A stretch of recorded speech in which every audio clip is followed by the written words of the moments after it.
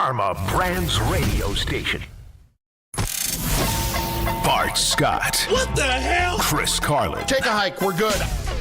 This is Bart and Carlin. Buckle your chin strap. We about to bang. On ESPN New York and streaming live on YouTube.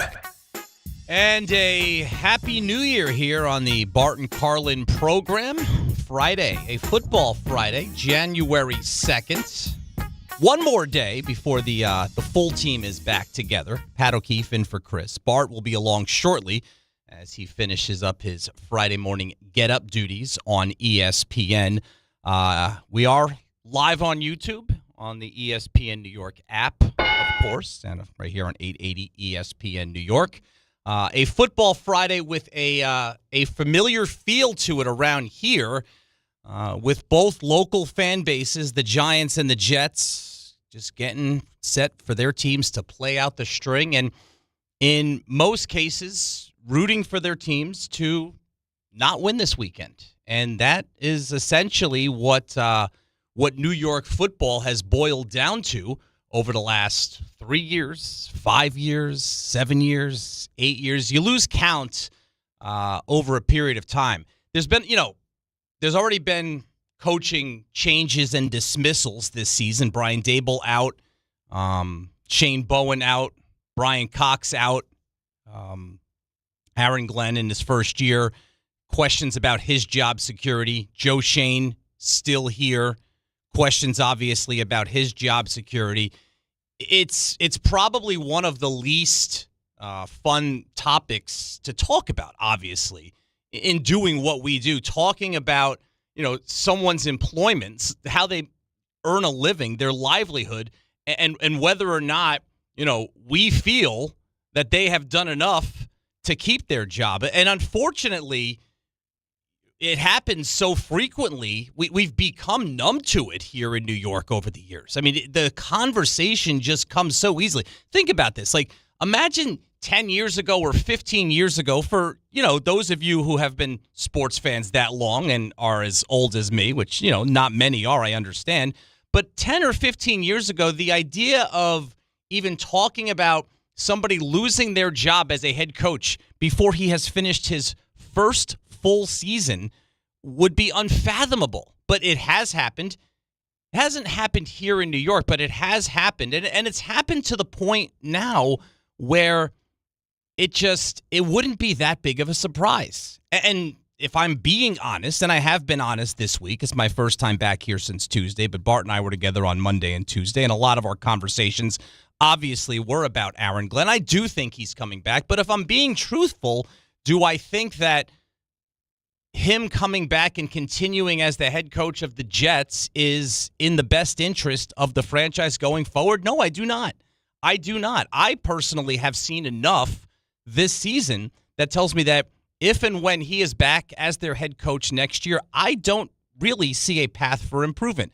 That said, I do think he's coming back, and it's just one of the least desirable parts of what we do that it comes so easily talking about people's job security. But on the other hand, as we get ready for, like I said, another Week 18, another final week of the NFL season where there is absolutely nothing at stake except for draft positioning for the Giants and for the Jets. And this isn't like a one-off, right?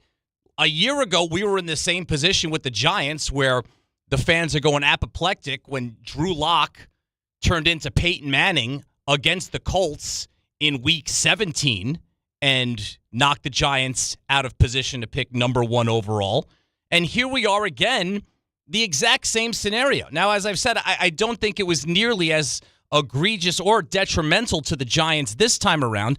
The big difference being that the Giants do have their quarterback. But the fact of the matter is the Giants a year later, after being in that position, do you pick 1, do you pick 2, do you pick 3, are right back in that position. And they were in that position in 2018 when they picked Saquon Barkley. Or 18 when Barkley. 19, pick 6, Daniel Jones. I mean, it's on and on and on. We were in that position when Daniel Jones beat Washington at the end of the season in the Chase Young Bowl, where they damaged their draft position. I mean, this has happened far too frequently over the last half decade. And by the way, that's just one half of the building. That's just the Giants, right? The Jets are actually in worse position right now. And with the Jets, you had the Rams win in 2020. That cost you Trevor Lawrence and got you Zach Wilson. And you've had other examples of that. Now, the good news for the Jets this week is I don't see any plausible scenario where your draft position is going to be damaged as the Jets get set to take on the Buffalo Bills in a 425 game, which I know rankles, several members of this show. Bart Scott, Ray Deanahan. I don't think it affects Tom Bauer, but Tom, you're probably not happy about it either, are you? No, I think it's a waste of slot for anybody who wants to watch football at 425. The problem is, and the issue this week, the Sunday slate, other than the Sunday night game, really isn't that intriguing. You got the Steelers and the Ravens. Somebody's got to go at 425. There's nothing at stake in this Bills game. Right now, they're the 7th seed. I don't think it's going to be Bills and New England just because the Bills obviously are going to win. The Patriots, I think if the Bills, it has to do with the Broncos game against the Chargers. If the Broncos beat the Chargers, which probably will happen, that means the Chargers lose and the Bills win. And I think in that scenario, the Bills jump ahead of the Chargers. So it would probably be Chargers-Patriots. And then if for some reason the Chargers, who are resting everybody, if for some reason they beat the Broncos and cost the Broncos the number 1 overall seed, then if New England wins, which isn't a foregone conclusion either, by the way, because New England is playing Miami, but in that scenario, New England would jump up to number 1 and therefore would not be able to play the Bills in the 2-7 game on Wild Card Weekend. But there's nothing, there's not a ton at stake in the Sunday games. The Saturday slate is great. I think the NFL did our network, ESPN, a huge favor. Panthers, Buccaneers, there are some stakes, and there's this whole convoluted Atlanta Falcons situation that literally just crept up. I don't think anybody expected the Falcons to beat the Rams on Monday night. And now all of a sudden the Falcons beat the Rams, and it got everybody scrambling to those tiebreakers.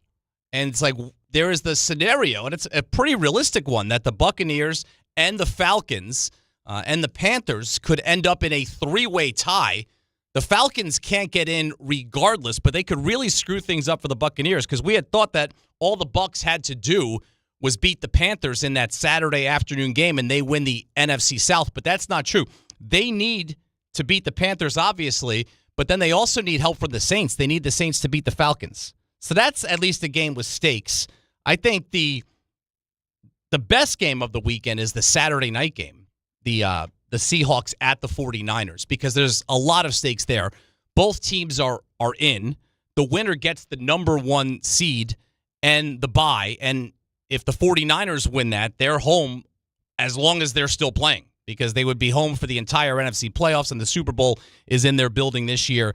So that's interesting. And then, of course, there's the Sunday night game between the Steelers and the Ravens. There's obviously stakes. The Steelers-Ravens in their current iterations, and part of this for me is the fact that Lamar Jackson has not been healthy all season long. He is one of the most fun players to watch in the NFL, but not the version of Lamar Jackson that we've seen this year. In terms of this iteration, I frankly have seen enough of the Ravens and the Steelers that, yes, there are stakes. The winner goes to the playoffs as the number 4 seed and will get a home game. The loser, it's going to be a very bitter pill to swallow, because these are two teams that expected to make the playoffs, and only one of them is going to get through. So that's the Sunday night game. But other than that, it's not a great slate. And the result of that is you get the Jets and the Bills at 4:25 on Sunday afternoon. I mean, seriously, what is Ira watching that game? Seriously. And what Jets fan is going to be locked into Jets-Bills in Orchard Park at 6:30 on Sunday evening when it's 34-3 Buffalo? Seriously, who's going to be hanging in there? Other than you, Ray, you'll be locked in. I'm just wondering, we're giving a Nick Folk 57-yard field goal for the 3? How are we getting the 3? Best player on the team MVP this year. Isaiah Williams. Yeah, that's true, too. I mean, let's just load up the special teams players as candidates for. Seriously, who's the best non-special teams player on the? Oh, Breece Hall. Let's give it to Breece Hall. He had a good year. He's a very good player. But that's where we are with the Jets. But the overarching theme of this week is very similar to last year and very similar to the year before and most years over the last decade, is that these two teams are playing out the string. Giants fans don't want their team to win. Jets fans don't want their team to win. Now, from the Giants' perspective, I think the Giants could win. I think the Giants are going to be playing to win. I'd almost rather, for the Giants' sake, see them play that 425 game. Although it wouldn't have made a difference because the Chiefs and the Raiders are also at 425. So the only thing at stake for the Giants is, are the Raiders going to beat the Chiefs at home? They could. They're probably not going to. I don't think it's in their best interest. But is this a scenario where Pete Carroll's not coming back? And he really doesn't care. In fact, he might want to stick it to the organization that's about to show him the door. This is probably a Hall of Fame. He's definitely a Hall of Fame caliber coach. And there's a very good chance he's going to go one and done. And they're going to show him the door at the end of the season. I mean, we saw Lovie Smith do this a couple of years ago with the Texans, where they were in pole position for the number 1 overall pick. And they went out and they won in week 18 and dropped to number 2. Now, that worked out for Houston. They ended up picking C.J. Stroud. But it was a nice little stick it to the team that's about to fire me from Lovie Smith. Do we see that from Pete Carroll? Because the Chiefs, obviously, they're not the Chiefs, right? This is not the Kansas City Chiefs team that we're accustomed to seeing. Obviously, no Patrick Mahomes. There's not even a Gardner Minshew to talk about here. I do think that the Giants are going to play to win. I don't think that, the quote-unquote tanking for the Giants is as important as it would be in any other season. And the biggest reason for that is the presence of the quarterback, Jackson Dart. You are solidified at that position, in my opinion, and in their opinion, going forward. And that's a big piece of the puzzle. And it kind of leads to more thoughts on the Giants, whereas, and we've heard, Jackson Dart. In fact, let's hear from Jackson Dart this week as far as how far this version of the Giants are away from actually being competitive. No, we got the pieces. This is not an excuse. But, obviously we've had a tough schedule. We've been in really tight games where this season could completely flip. So that's kind of just the league, those one-score games and who can capitalize on those moments. And there's a lot of teams who have great records right now where it could be completely flipped for them as well. So we got a lot of talent. We have some good vets, and we have a ton of young guys who are going to continue to thrive. And we just have a ton of excitement for the future because we know what this thing can do and how we can flip this around. He's obviously super confident. That's, I guess, one of his superpowers, if you will. That's one of his strengths. He carries himself with a very high degree of confidence. That being said, I don't necessarily disagree with his take. Even if you just look at the Giants this season, how many games did they give away because of awful coaching, poor execution, which ties into the lousy coaching? Obviously, very early in the season, that Dallas game, Russell Wilson's one shining moment as the quarterback of the Giants, that and being up on the stage on New Year's Eve in Times Square, that was a nice moment for Russell Wilson as well. That Dallas game could have easily gone the Giants' way. The Denver game should have gone the Giants' way. The Bears game would have gone the Giants' way had Jackson Dart not left with the Giants up by 10 with a concussion. The Giants were going to win that game. Losing the Broncos game was an absolute abomination. And then there's other games. I mean, they should have won the game against the Lions. They could have beaten the Packers with Jameis Winston. They could have beaten the Vikings 2 weeks ago. The Lions game is a perfect example. And that goes back to coaching. The execution in the end was not great, right? The Giants had a chance to kick a field goal, go up by 6. They decided to go for it on 4th and long. The reason being, they knew the defense wasn't going to be able to stop the Lions. So their best chance was putting the ball in the end zone and essentially ending the game. when you know you have such a deficiency on the defensive side of the ball and you're not going to be able to stop the other team from marching down the field and scoring to tie the game, then you have to coach a little bit differently. And then that goes back to the fact that why was the defense, with all of this talent, so deficient this year for the Giants? When you looked at this team at the beginning of the season, if you didn't think the defense was the stronger of the two units, you weren't paying attention. And I understand that the secondary at the beginning of the season was not a strength, and it's only gotten worse because of key injuries to guys that they brought in to fill those starting roles. But still, the pass rushers, the front seven, that should have been enough just to at least keep you in games and allow the offense a chance to develop. But, with the hindsight of 16 games of evidence now, the offense has far, far outperformed the defense this season. And that's with a rookie quarterback who didn't start the season in that role. That's with having lost your number one wide receiver very early in the season. That's with having lost the guy who had emerged to become your number one running back midway through the season. And that's with having fired your offensive-minded head coach midway through the season. Despite all of those hurdles and setbacks, the Giants' offense has far outplayed the defense. Now, the guys on the defensive side of the ball for the Giants did not forget how to play. In fact, some of them have still had very good seasons. Brian Burns, chief among them. What's the fix here? The fix is to get somebody in here that knows how to coach that side of the ball, that knows how to run the entire team. And Brian Daboll, in some ways, was a competent coach. Brian Daboll's worst enemy was himself and his temper and the fact that he couldn't get along with people.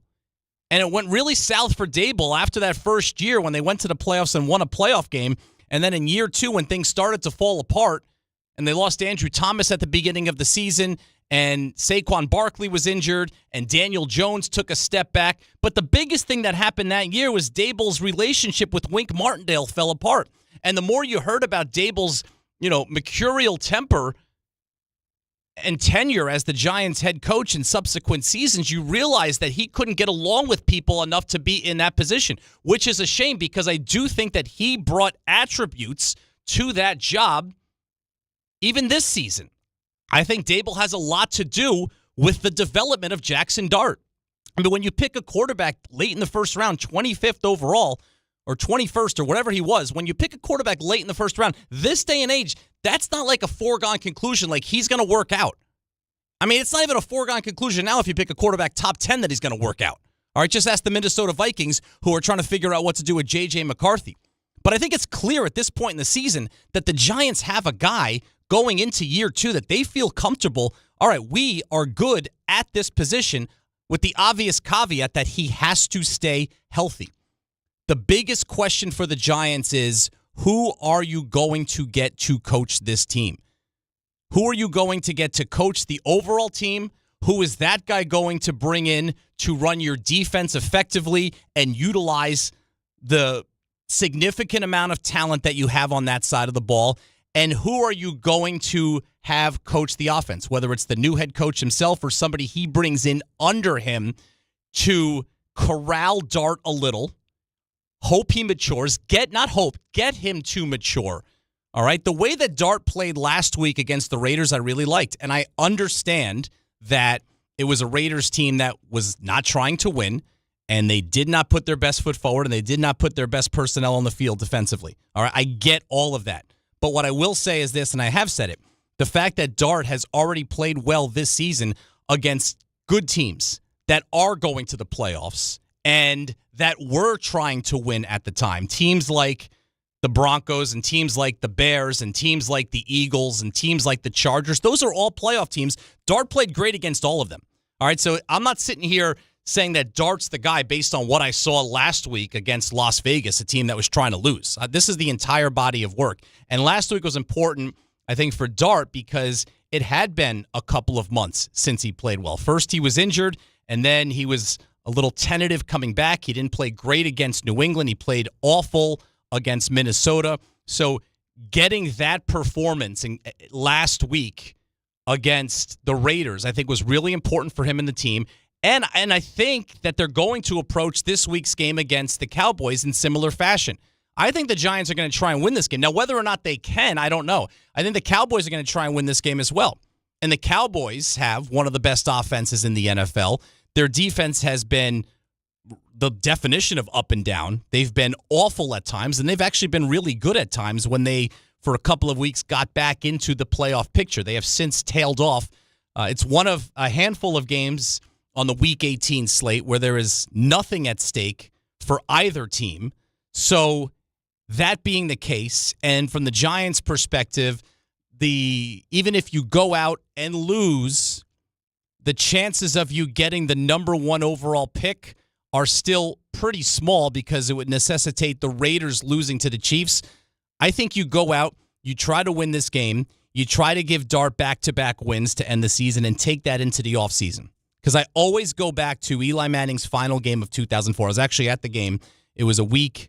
I don't know what week it was back then. It was the last game. It was probably week 17. It was a Sunday night game. And I've talked about this before, as have other people. And Eli Manning, as Bart will attest, because he was part of Eli Manning's rough start as an NFL quarterback. In fact, he was on the defense for the Ravens that resulted in Eli's worst game his rookie season, and actually had people questioning whether or not he was going to be a competent NFL quarterback.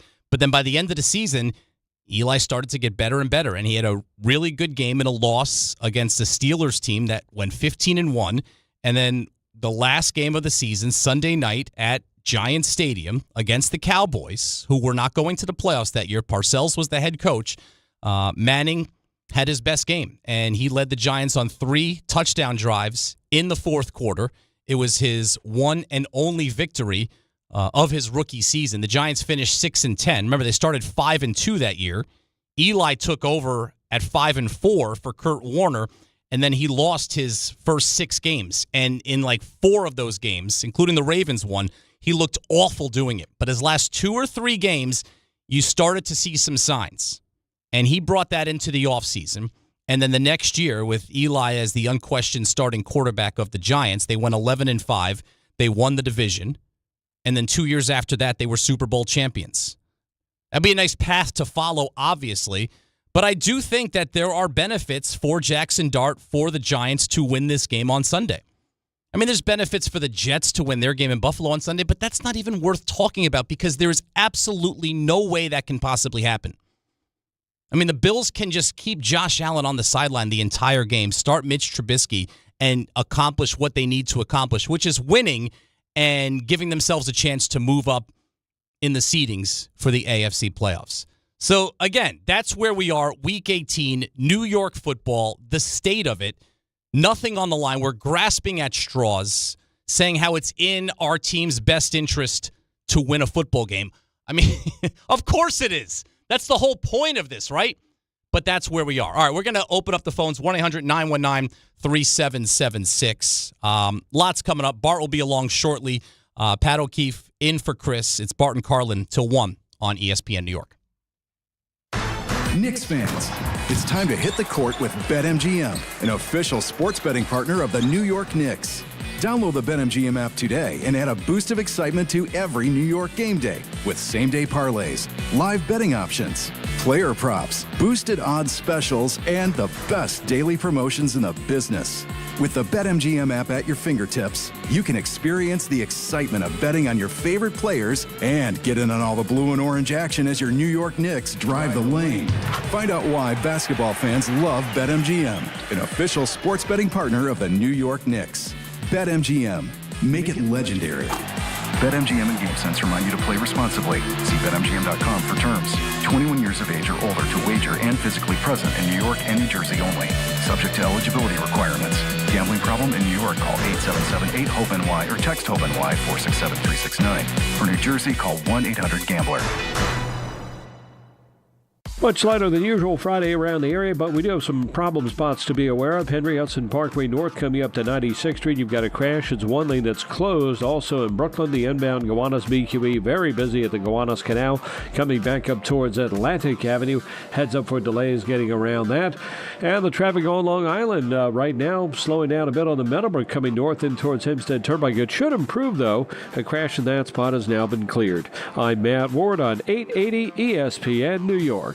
Individuals and businesses with tax problems, listen carefully. Do you feel like you're losing control of your finances? If you owe over $10,000 in back taxes or have unfiled tax returns, we can help you take back control. The IRS is the largest and most aggressive collection agency in the world, and they can seize your bank accounts, garnish your paycheck, close your business, and file criminal charges. Take control of your tax problem now by calling the experts at U.S. Tax Shield and take advantage of the Fresh Start program and new laws that may allow us to negotiate a settlement for the lowest amount possible. Our team of tax attorneys and enrolled agents can stop collections and get you protected so you can take control of your financial future. U.S. Tax Shield offers a price protection guaranteed quote to get you protected today. U.S. Tax Shield is A+ rated with the Better Business Bureau, so call now. 800-687-5192. That's 800-687-5192. U.S. Tax Shield. 800-687-5192. Hey, New York and New Jersey, Boost Mobile has an unlimited talk, text, and data plan that's only $25 a month forever, meaning you'll only ever pay $25 a month for the rest of your life. Who wouldn't want unlimited wireless when it only costs $25 a month forever? If you don't, you must be one of those people who enjoy overpaying for their phone plan. $25 a month forever is truly as good as it gets, so go online and switch now at boostmobile.com. After 30 gigabytes, customers may experience slower speeds. Customers will pay $25 a month as long as they remain active on the Boost Mobile Unlimited plan. FanDuel Friday is turning it up with NBA Happy Hour every Friday from 6 to 7:30 p.m. FanDuel is dropping limited-time specials to get you in the zone. You got boosts, bonuses, and some surprises, all designed to bring that Friday energy.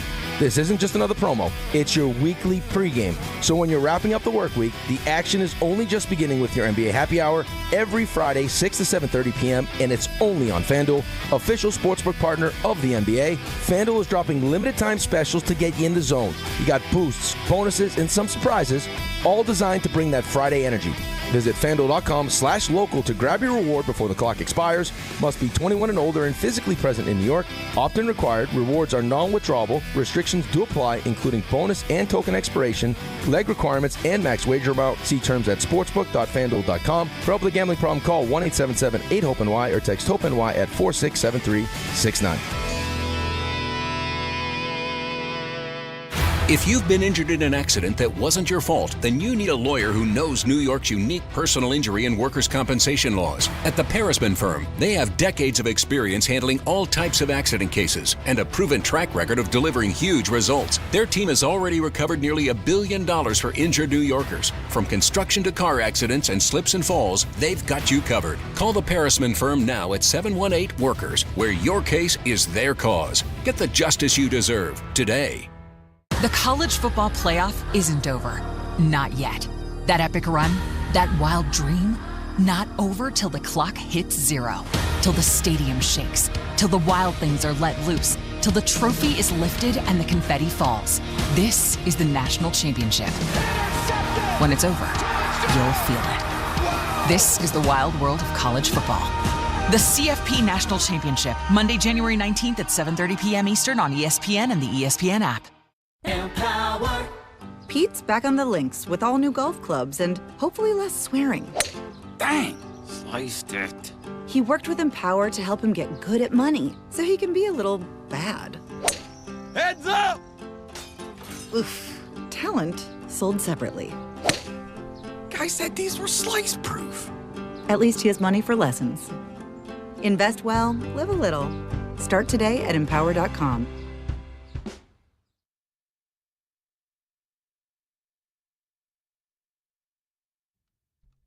Bart Carlin, 880, ESPN New York, Alone No More. Bart, off the set of Get Up. How is it outside? It's nice, huh? It's nice what and people, balmy it's what today. people call is brick. This reminds me of how I grew up in Detroit when your mom used to tell you to come here and make sure she put like a pound of Vaseline petroleum jelly on your face for that wind protection. You know, you're sitting out there talking to your boys and the lips just chapping up. Yeah, man. Blitz sticks, chapstick, all that stuff is required. And you're right on the water, too, at the Seaport, right? You come out there. It No, hits it you. ain't a Seaport. Oh, you're not there anymore? No, we're right down the street. Oh, you are? Yeah, I had to walk a block and a half. Oh, okay. That's not bad. So it's right there, it's literally on the other side of the Green Building, right when you look at the Hudson Tunnel. Oh, yeah, all right. That's where everything is now. They got the view, they got First Take, everything's being shot right there. That's studio right next to where I'm at. Block and a half. I had like a 6-block walk from the subway, man. You're complaining a lot more than I am. Bro, them thighs. It hits you today. Week 18 in the NFL. I guess the overarching thought for me is, what are we looking forward to? Well, the first thing, I'll tell you what I'm not looking forward to. I know what you're not looking forward to. I already addressed that, by the way. Yeah, this is ridiculous. You and Ray, the 425 start. Like, what are we doing? Like Ray, what are we doing, Ray? Like, are we being punished? Have we not been punished enough by having to watch what we had to watch? Like, and this is the crazy part. It is so many 425 games. I don't remember ever it being this many 425 games. Like, so why is the NFL trying to drum up the drama? Like, it's no drama in watching Mitchell Trubisky versus Cook. It's nothing in it. Like, and they chose this. It was TBH. And then when you look at the teams that's playing at 1 o'clock, you're like, hold up. Oh, the Giants get to play at 1 o'clock. Ain't that? It ain't like you're waiting for somebody to see if they're going to get, if somebody play early, then they have to win. They know they have to win. They won't know. All that type of stuff. Some of that stuff's going to happen on Saturday. We'll see what happens with Atlanta. If Atlanta wins, then pretty much it secures the playoff spot for the Panthers. If they lose, all that. I get that. I get Ravens at 8 o'clock. Yep. Made for TV. We knew that was going to happen as soon as it happened. Saturday night game I'd like too. Yeah, both of those. Makes sense. But come on, man. Like the Jets, the Giants, the Browns, they could have played at 9:30. I would have came in. I would have volunteered. I'd have been on set 7:30, did the pregame, out by 2. I feel like they hate me. I'm trying to think the absolute worst matchup that has like nothing at stake. It's got to be Browns-Bengals. Because at least the Giants has like the slight intrigue of if the Giants lose, then the Raiders have to lose, and the Giants get the number 1 pick if the Raiders win that game. Browns-Bengals, I can't even think of a hook. Right. But what's the hook for the Jets? There's not much of a hook. It's like, will the Bills be the 7th seed, the 6th seed, or the 5th seed? Like, what are we talking about? Yeah. But I digress. Yeah. I don't want to make it all about me, which, I usually typically Well, it's your name's half the show. Well, I made it about Ray, too, though. Yeah, you lumped Ray in there. Yeah, so 50-50. I think it might also be the closing of the stadium up in Buffalo. Who cares? They could have celebrated at 1 o'clock. Listen, you're preaching to me. Like, come a lot on, of good man. memories in that stadium for you as a Jets supporter? No. The closing the stadium, yeah, for me, yeah. Yeah. We won. Yeah. Well, yeah. When you were playing, they weren't very good. Yeah, I'm good with all those memories. You know what I'm saying? I always, when Willie and all those guys go there, we had a kid that was, why? I have no idea why he decided to have his Make-A-Wish be to see S&Y postgame. But that just tells. That's this week? That was last week. Oh, last week. Oh, but that just tells you how bad he decided he wanted to leave at halftime from the stadium with active current NFL players to come hang with to watch you Hashtag. guys. Yeah, I don't know. That's an indictment on the product that they putting out there, man. There's other indictments on the product too. The product itself is, I think, an indictment. We got the recant. Well, maybe the guys didn't. They didn't lay down. God. Maybe they didn't. After I watched the film, man, I tell you what, man, the film can make you believe whatever you want to. Yeah, it didn't look good. Let's get to some calls here. 1-800-919-3776. What, if anything, are people looking forward to? Obviously, bowl season. People love this bowl postseason, next season, whatever it is. Bowl season, not next season. Bowl season. Oh, yeah. Well, we'll talk about that, too. Yesterday was interesting on a number of fronts. But let's start things off with David and Elizabeth. David, what's happening on this Friday? Bart Pat O'Keefe, what's going on, big? What up? What up? Chilling. Bart, I ain't gonna hold you, man. We got to give you your flowers, man. You came to work all season long. Mm-hmm. Got to give you your flowers for that, man. 10 toes You're down. working, man, just like me. 10 toes down. Shoe program. Yes, sir. Yes, sir. Yes, sir. That W-2 gonna look crazy, right? I'm saying? It's too bad I don't get overtime. Yeah, you'll get the overtime, man. They're gonna try to take some cheese away from your taco, but you make it up, man. You just like us, a foreigner, always working. Mm-hmm. So Pat O'Keefe, Bart, let's get straight into it, right, fellas? So Bart, this is why they call you Bart Stradamus. Not because you're always right. It's because you always calling it for what it really is. I never heard of this Trinidad guy till yesterday.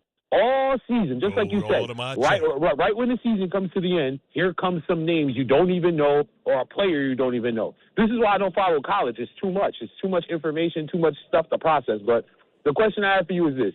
I don't know who this Trinidad gentleman is. I want to get informed on him. And last but not least, what is it going to finally look like when we get it together, we get it right? What is it going to look like, Bob? I've been trying to ask you this question all holiday long, and here it is. Appreciate you, gentlemen. It's going to look like a quarterback. No matter, that's the only way anything can look. It has to look like a quarterback, and that's just what it is. Now you're talking about Trinidad, not to be confused with Trinidad James, gold all up in my chain, the old Atlanta rapper, but that's just another name to throw in there. And you ask yourself, if you like Jackson Dart, does he not remind you of some of the qualities that Jackson Dart had last year? Same system, apples to apples, oranges to oranges. So, if he continues to play well, if they're able to beat Miami and he's in the national championship, we know he may get elevated. Now we have to take a closer look at him. But by no means does that mean that we have to draft him with the first pick. Maybe you can get him with the second pick if you think that he's good enough. Like, I keep saying that. Like, I understand we need a quarterback, but I don't know if you want to press. I wonder, like, if a team like the Pittsburgh Steelers, which don't really have a lot to give as far as draft capital going forward, if they'll go in for a guy like Malik Willis, if, you always have to worry about the Cleveland Browns maybe taking him. But, that just gives you a third option and makes you feel like you don't have to really potentially maybe do a sucker deal. But I think also it puts a lot of pressure on the Giants because I know we kind of laugh and kiki and say, we believe that Dart is the guy. Do we know without a shadow of a doubt if he's the guy? And will the new coach think he's the guy? When you can be sitting at 2 and have opportunity to get a Heisman Trophy winner, potentially a national champion. And I think Mendoza showed us stuff that we didn't know that he had in him. Like, I know it's tough, right? Because we talk about brand recognition. And when you look at Mendoza and you see the Indiana on the front, you automatically are skeptical. And you look at what he's now done against Ohio State. You look at what he's now done, not against the Nick Saban, Alabama Crimson Tide, but he did against Alabama, who, upset Oklahoma the week before. And you're going to get an opportunity next week to see what he does against Oregon for the second time. You have to give him credit for going in. Was it Norman? Is that what it? No, it's not Norman. It's Oklahoma. Eugene. He went into Eugene and got it done early in the season. He's seen NFL defenses when he went against Ohio State with Matt Patricia. Now he's passed every test. Now the Giants have a real conversation, in my opinion, that, hey, well, what is Jackson Dart's value in the NFL? And is it a possibility that if we decide to move on, we can get maximum value which is a first-round draft pick for Jackson Dart? If you can get 2 first-round draft picks and you swap Mendoza and now you get an extra year because this is his first year, he's proven that he's ready. He's got enough plays and snaps. And the thing is, it could be a win-win for everybody. And I'm saying it could be a win-win for the Raiders because the Raiders can say, I'll take Dante Moore because we still owe Geno Smith money so he can get that experience because he doesn't have the 30 starts that people like to see. He hasn't started and played a lot of football, that we can sit him on the bench and he can sit behind Geno and learn how to become the future as we build around him, which could mean that Mendoza is available. I think that it's easy for them to say we won't go Dante Moore if I'm the Giants. I find it hard to say no to Mendoza, especially when now his comps. At first his comps was Kirk Cousins. After the last couple of weeks, now they're saying Matt Ryan. How do you let Matt Ryan go by? MVP, Super Bowl quarterback. But isn't Mendoza worth more if you're the Giants and you have that pick? Isn't historically speaking, isn't the unknown like the higher upside? I don't know if you're getting 2 first-round picks for Dart. No, you get one. One, sure, but because he was historically, a low first-round draft there's the higher upside of the unknown, which is Mendoza right now on the NFL level. Historically, that I think is more valuable to teams. I find it hard to believe that the Giants aren't moving forward. A conversation, sure. I find it hard to believe that the Giants aren't moving forward with Jackson Dart because we know enough of what he can do on this level. Traditional thinking would tell us that Dart's the guy. But does a person coming in, like let's just say if they say, hey, let's go young again, because do we have some McCarthy opinions about Jackson Dart? I think we did. He's made some comments. Do we know what maybe Brady Cook could be looking at when you're looking at the traditional Joe Brady? Right, Joe Brady. Let's say if Joe Brady is the person that gets the job here, right? You're looking at a guy that is a very quick processor, decision maker with the football. You saw him yesterday. You saw his completion percentage against blitzes. I think he was like 80% against blitzes. And the one that he threw the touchdown to in the back of the end zone, that was cover 0. That means all-out blitz. He found a way to buy time and still deliver an accurate ball to get the touchdown. So ask yourself this. If Jackson Dart and Mendoza was coming out this year, who gets the nod? Mendoza, I think, yes. Who's bigger? Size-wise? Yeah. Is it Mendoza? Yeah. So what I'm saying is you talk about durability, availability, and a guy that's going to protect himself. That's why – I feel like everybody's a little nervous when it comes to Jackson Dart because of his reckless playing style. So they don't know how long. He talk about a guy that's been checked out for a concussion 5 times, 1 confirmed concussion, and he doesn't seem like he's willing to change. Right now. I think, I don't know that how much leadership and direction is inside that locker room right now. I think part of what needs to happen with the Giants is they need to bring in someone, and that's going to be one of his top priorities to make, adjust the way that he plays, because I do agree with you. But Lane Kiffin tried to get him to do it. It didn't work. John Gruden tried to get him to change, told him that he needed to change.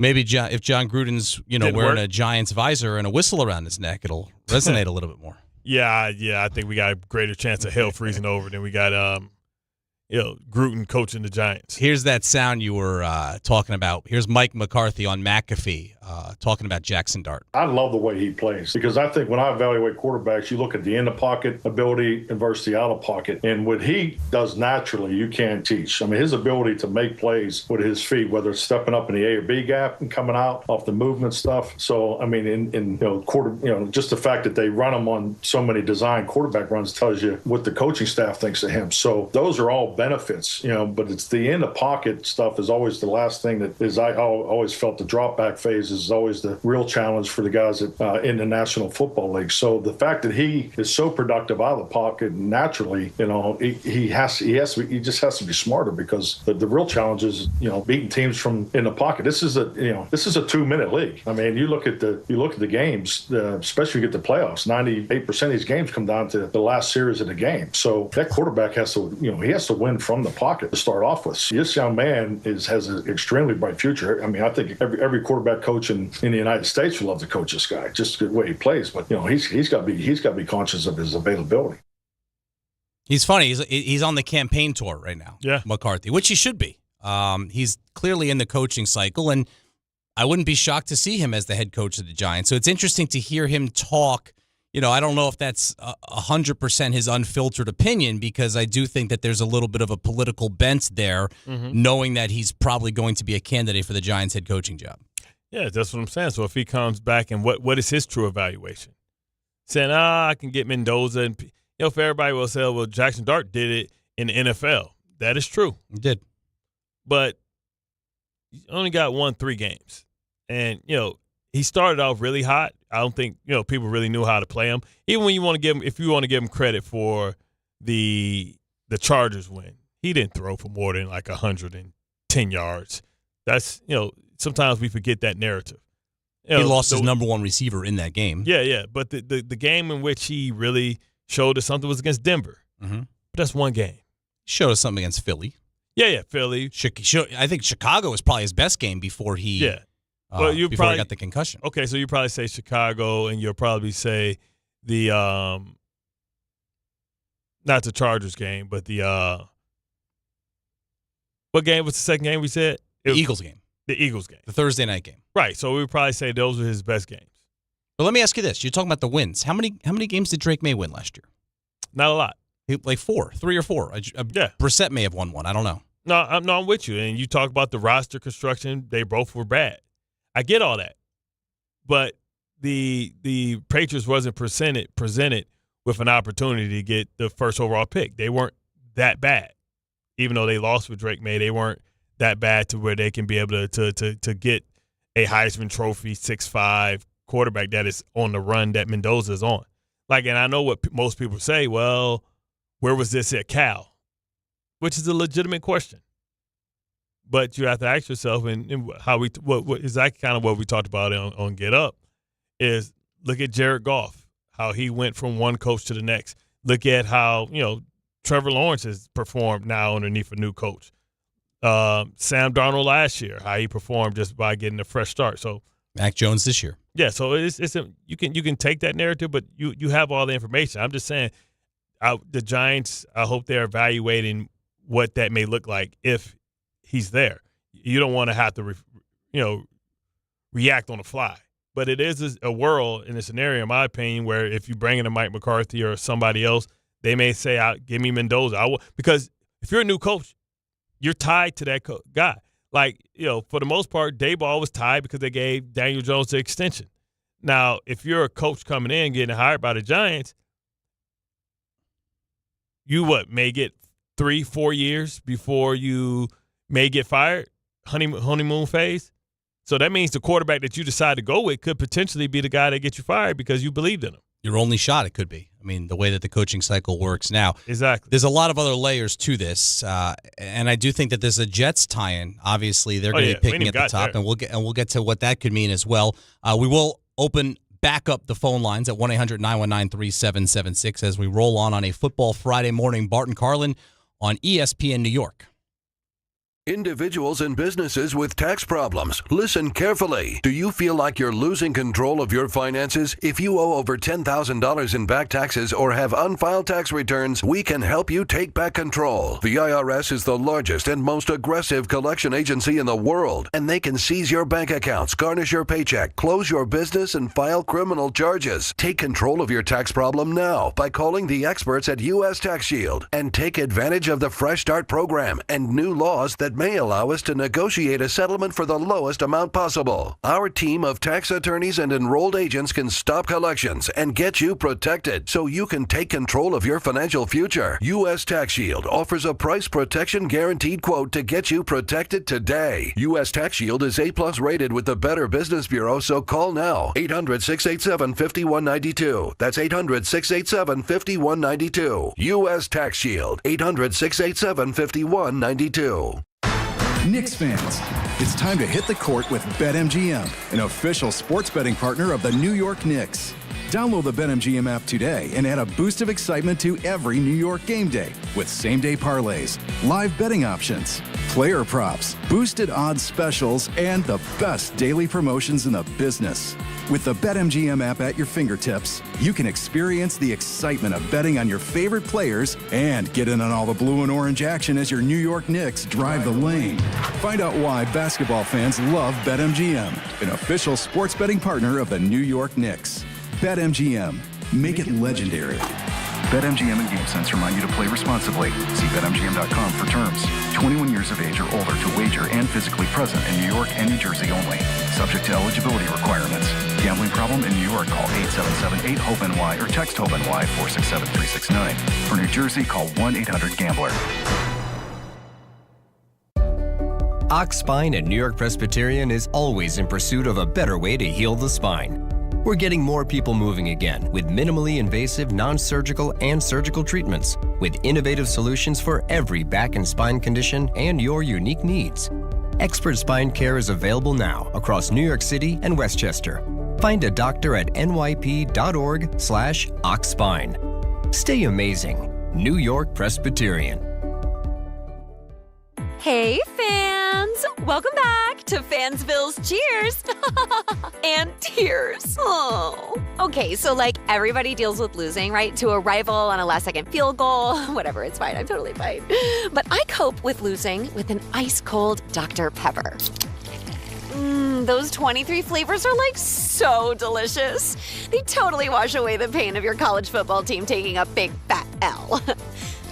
College football, it's a pepper thing.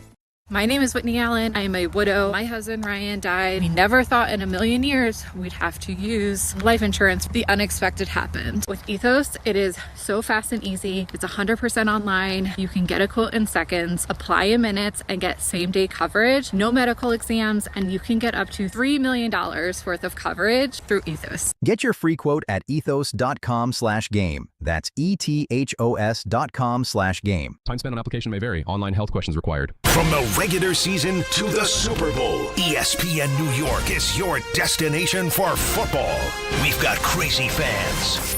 If the Giants somehow beat the Cowboys, I'm going to take a dump on your head. You can feel good because you're a damn football team. Expert analysis. Marcus Spears joins us now. ESPN NFL analyst Damian Woody. Mel Kiper Jr. The Hall of Famer Steve Young. He's kind of our resident general manager, Louis Riddick. We got Mike Tannenbaum right now. And all your fantasy and wagering needs. This is ESPN New York. We are football.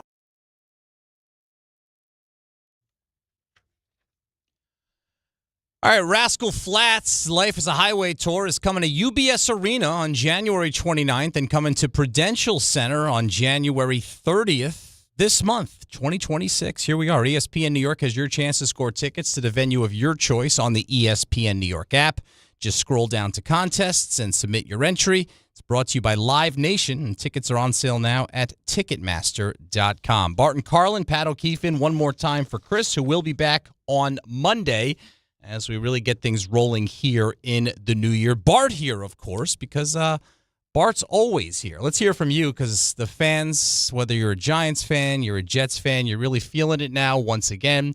You're really going through it now once again. 1-800-919-3776. And let's say hello to Frank in Newark. What's up, Frank? Hey, good morning, guys. Happy New Year. It's week 18 of the NFL. I'm sorry, week 17 or 18. I lost count after the Giants having such a bad season. 18 is the last one. It's the last one coming up, Frank. I get it. It's not that anyone's counting.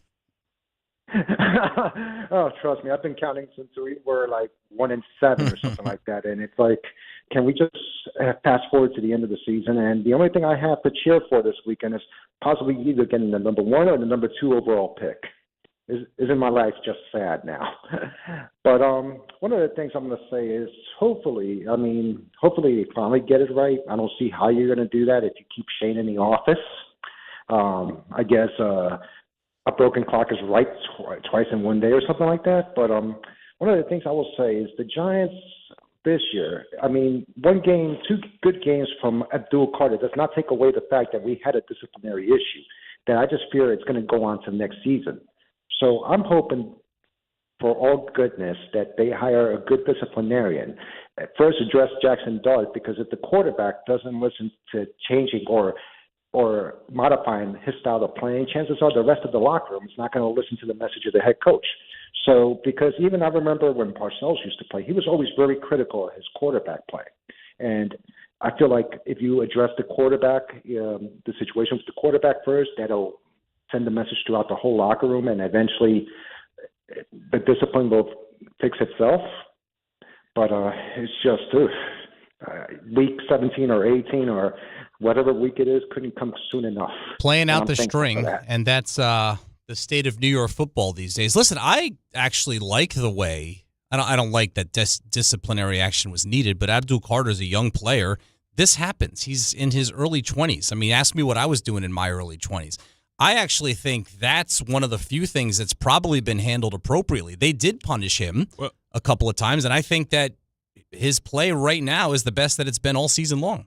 Well, we don't see. This is the thing. We don't know how long it was going on. Correct. Because clearly, if you normally don't get suspended or set down Or benched for one digression, right? So that means that maybe it was a pattern of that, and Kafka could have been watching it and saying, "No, I'm not putting up with that." You know what I mean? It's because it's counterproductive to what we're trying to do and trying to. If it's rules for you that's different than other people, and I was really surprised that Brian Burns and Lawrence seemingly gave him a pass with it, right? And that just lets you know that maybe it could be a leadership issue within that locker room, that neither one of those great players that's on the D-line with him couldn't get through to him to tell him, hey, man, this is not how you be a professional. Let me help you out, youngster. Because it seems like it was 2 or 3 times at minimum. So, we'll see going forward, because sometimes you get coaches, and I don't know how Mike McCarthy is as a person, but it comes off like he can be soft a little bit, right? Aloof, or people look at him like Shrek or something like that. They don't see him as a guy that's like Dayball was fiery. We see him cussing people out on the sideline. We've never seen any type of behavior, anything that's out of personality for or out of character for McCarthy. We've always seen him kind of be stoic on the sideline, kind of calm, kind of like a Tony Dungy type of thing, right? Not a John Gruden thing. So we'll see if they go opposite of what Brian Daboll was. Usually that's how it goes. They get a disciplinarian, a tough guy, then they get a guy that's more of a communicator. So let's see who's up and where they go. They won't have Marcus Freeman as he's taking his name out of consideration. So are we talking new coach, or are we talking retread? So that's what the Giants are going to have to really think about, and we'll start seeing this picture come start taking shape once we get past maybe the first round of the playoffs, because a lot of those guys that are being targeted or interviewed probably will be assistants on some of these playoff teams. Or maybe once we get past Week 18, because as I've been saying this week, I think the results of that Sunday night game between Baltimore and Pittsburgh, there's going to be one of those two franchises that leaves that game disappointed about its season. Does that spur change? I think it could happen on either side. I mean, I think it could potentially happen even if Pittsburgh does win. Sure. And then they get to the postseason and one do and what done. they always do. Yeah, one and done in the last 6 years. And you got to say, well, man, listen. Sometimes change is needed, change for change's sake. Let's go to Vinny on Staten Island. What's up, Vinny? What's going on, guys? I just want to touch on what guys said about the Jets with Trevor Lawrence. Trevor Lawrence took 5 years to develop. Trevor Lawrence would have been booed out of MetLife Stadium in 2 years, just like Zach, just like Donald. These guys take time to develop, and I just keep reiterating, the Jets need to get a head coach. They got to get rid of Aaron Glenn. It's just never going to work with him. You could just tell. And touching on the Giants, I mean, they got talent on defense, but they got to get rid of Thibodeau. He is a waste. Well, I mean, I think you'll get your wish. I happen to like Kafka. I think Kafka could be a really good coach. I think he could be a good coach. I really do. So you have a lot of good stuff with him. So you have no problem if they announce that Kafka, you'll be excited. They say, hey, Kafka's the next head coach of the New York Football Giants? I think Kafka's good. I think he's a great offensive mind. I think they just got to bring in a very good defensive coordinator, and I think they'll be fine. I happen to like Kafka a lot. No, guys, you have a nice day. Okay? No. Is this basically like Shane? Is this basically like Shane picking his third defense coordinator? Oof. Well, how much does Shane have input into who the coordinators are? I mean, that's a head coaching decision. I mean, staff. I don't know. He has to sign off on it, but there's so many unknowns. Is Shane going to be here? How much sway does he have, or how much input does he have? Same thing with the Jets. Like, I do think Glenn's coming back. It's my take is that Glenn has had more input this year than Muji. Does that change? I think Muji's, if you're just judging individual job performance, I think Muji's probably had a better year than Glenn. Yeah, I think maybe Glenn had more influence early. Yes. But lately, with all the moves and the players that you trade and not trade and all that stuff, that had to be a Muji thing. Yeah. So is it still warranted that Glenn has more input? All right, we'll break here. Bart and Carlin, 2 more hours to go. We're here till 1, back on our normal time schedule on this Friday morning here on YouTube and 880 ESPN New York.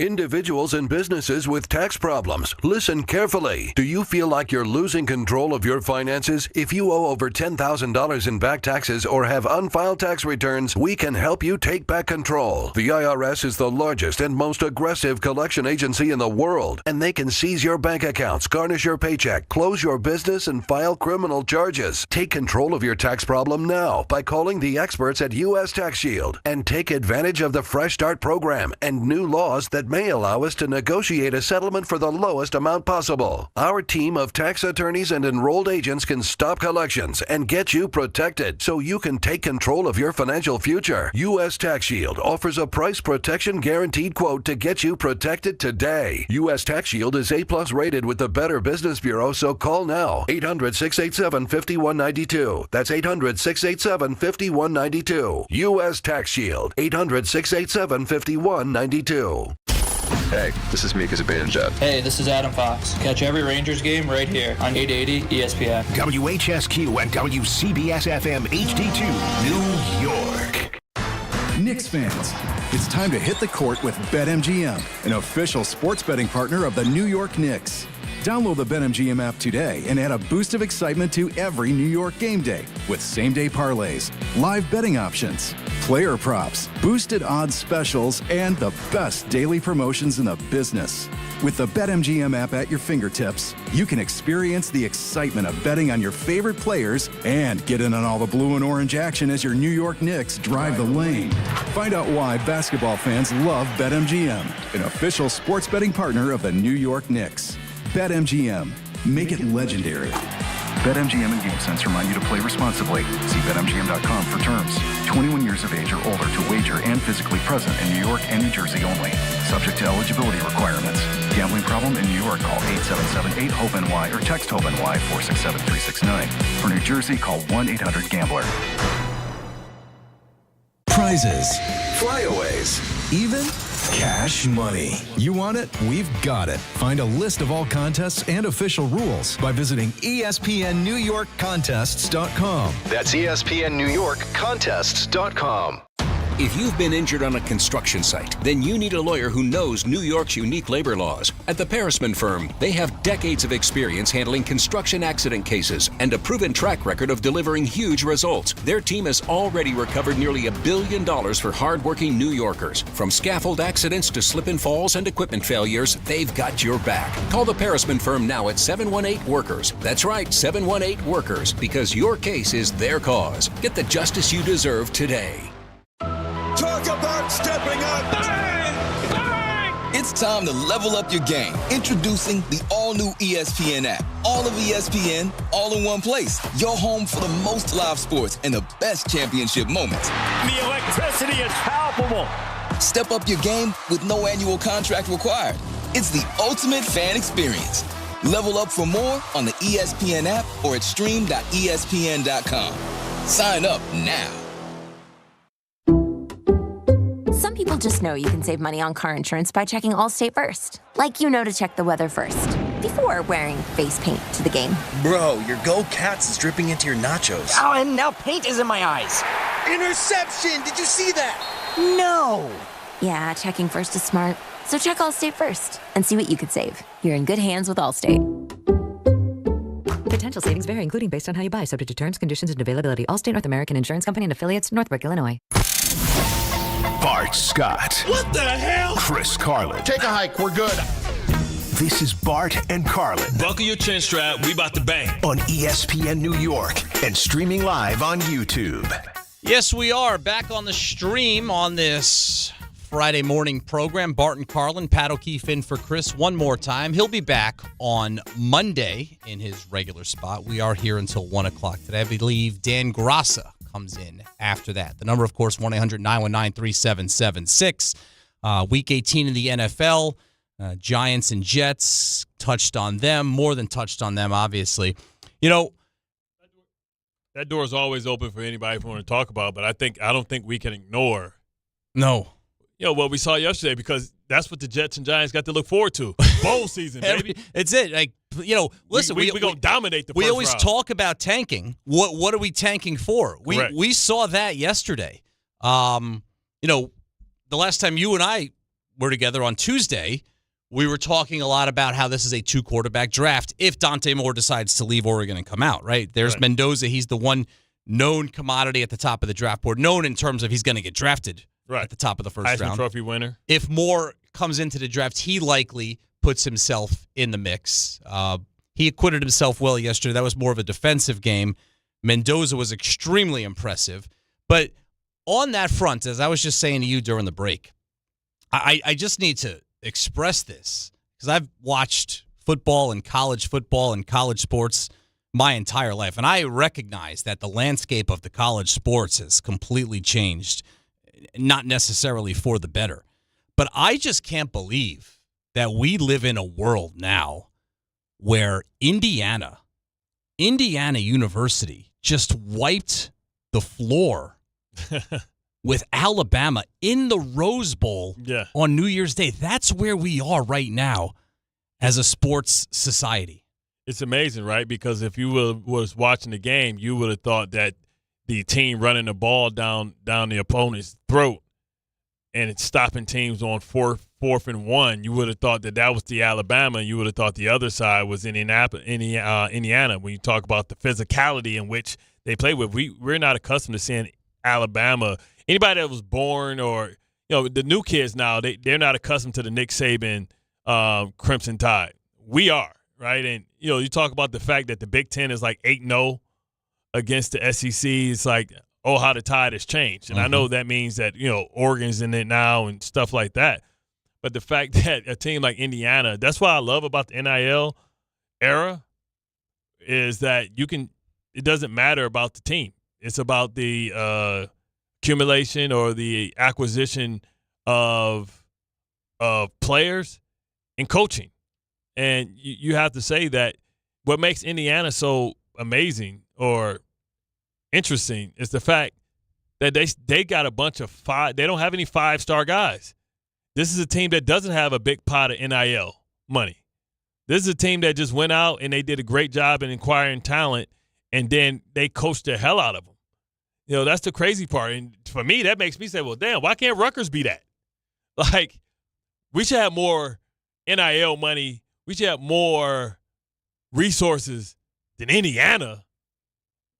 You think about Indiana, you think about basketball. I don't know who the big donors is there. Isaiah Thomas? I mean, who's the dude with the big bread there? You would think that, a place like Rutgers would have a greater chance, especially being in the same conference, to be able to kind of turn the corner. I think Indiana's shined a light and put pressure on teams like Maryland within the Big Ten, put pressure on teams like Rutgers in the Big Ten, teams like Michigan State, Illinois, because if they're saying if they can do it, why can't we do it? We may not have the infrastructure or the resources that Michigan has, Oregon has, maybe Penn State has, but man, we should have the resources in the backing that Indiana got. So we'll see, right? Because we talk about the trends for all the teams that we feel that has been bought. We thought last year that the Ohio State championship was bought because they spent more money in NIL damn near than anybody. So let's see now if a team like Indiana winning can mean that you don't have to do it that way. Can they be the Rays or the Oakland A's of football, being able to just be smart in how they acquired the type of talent? I mean, he brought most of his players from JMU. Unbelievable. You know what I'm saying? And they just came here scrappy dude. Their MVP was an offensive lineman. It's nothing more. It's like upside down world. The basketball school now has the best football team potentially in college football. It's you don't look at Indiana and think of it as like, one of these Texas schools where there's just like all of this, donor money, or one of these SEC schools where it literally is, it's life and death. It's a religion in that part of the country. That's not Indiana football. If anything, at Indiana, it's basketball.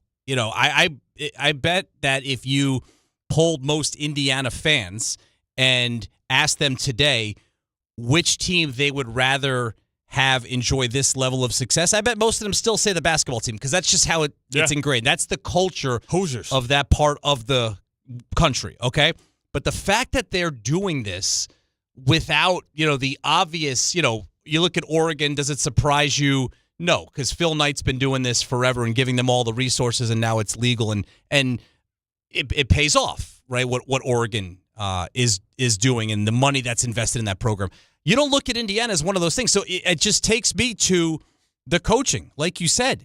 And this guy, Curt Cignetti, and it is funny because he's like the phrase that's most associated with him now is Google me, which is a great phrase. But it's also, there's a reason why he had to tell somebody that. Because, yes, he was extremely successful at James Madison. But if you're who's the coach at James Madison this year? Do you know? Nope. Because I don't. You know the crazy part? And how powerful he is?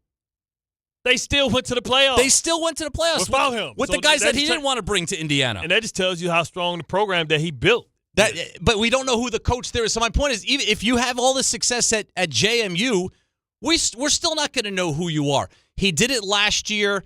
I thought, okay, there's an element of newness, catch a lot of people by surprise. Maybe one of those situations where you take advantage of an easy schedule. And when they did get to the college football playoff last year and played Notre Dame, they did seem to be a little bit outclassed. Now, that was a really good Notre Dame team they played. But for them to turn around and do it again this year and do it better. Now, the biggest difference between last year and this year is the quarterback.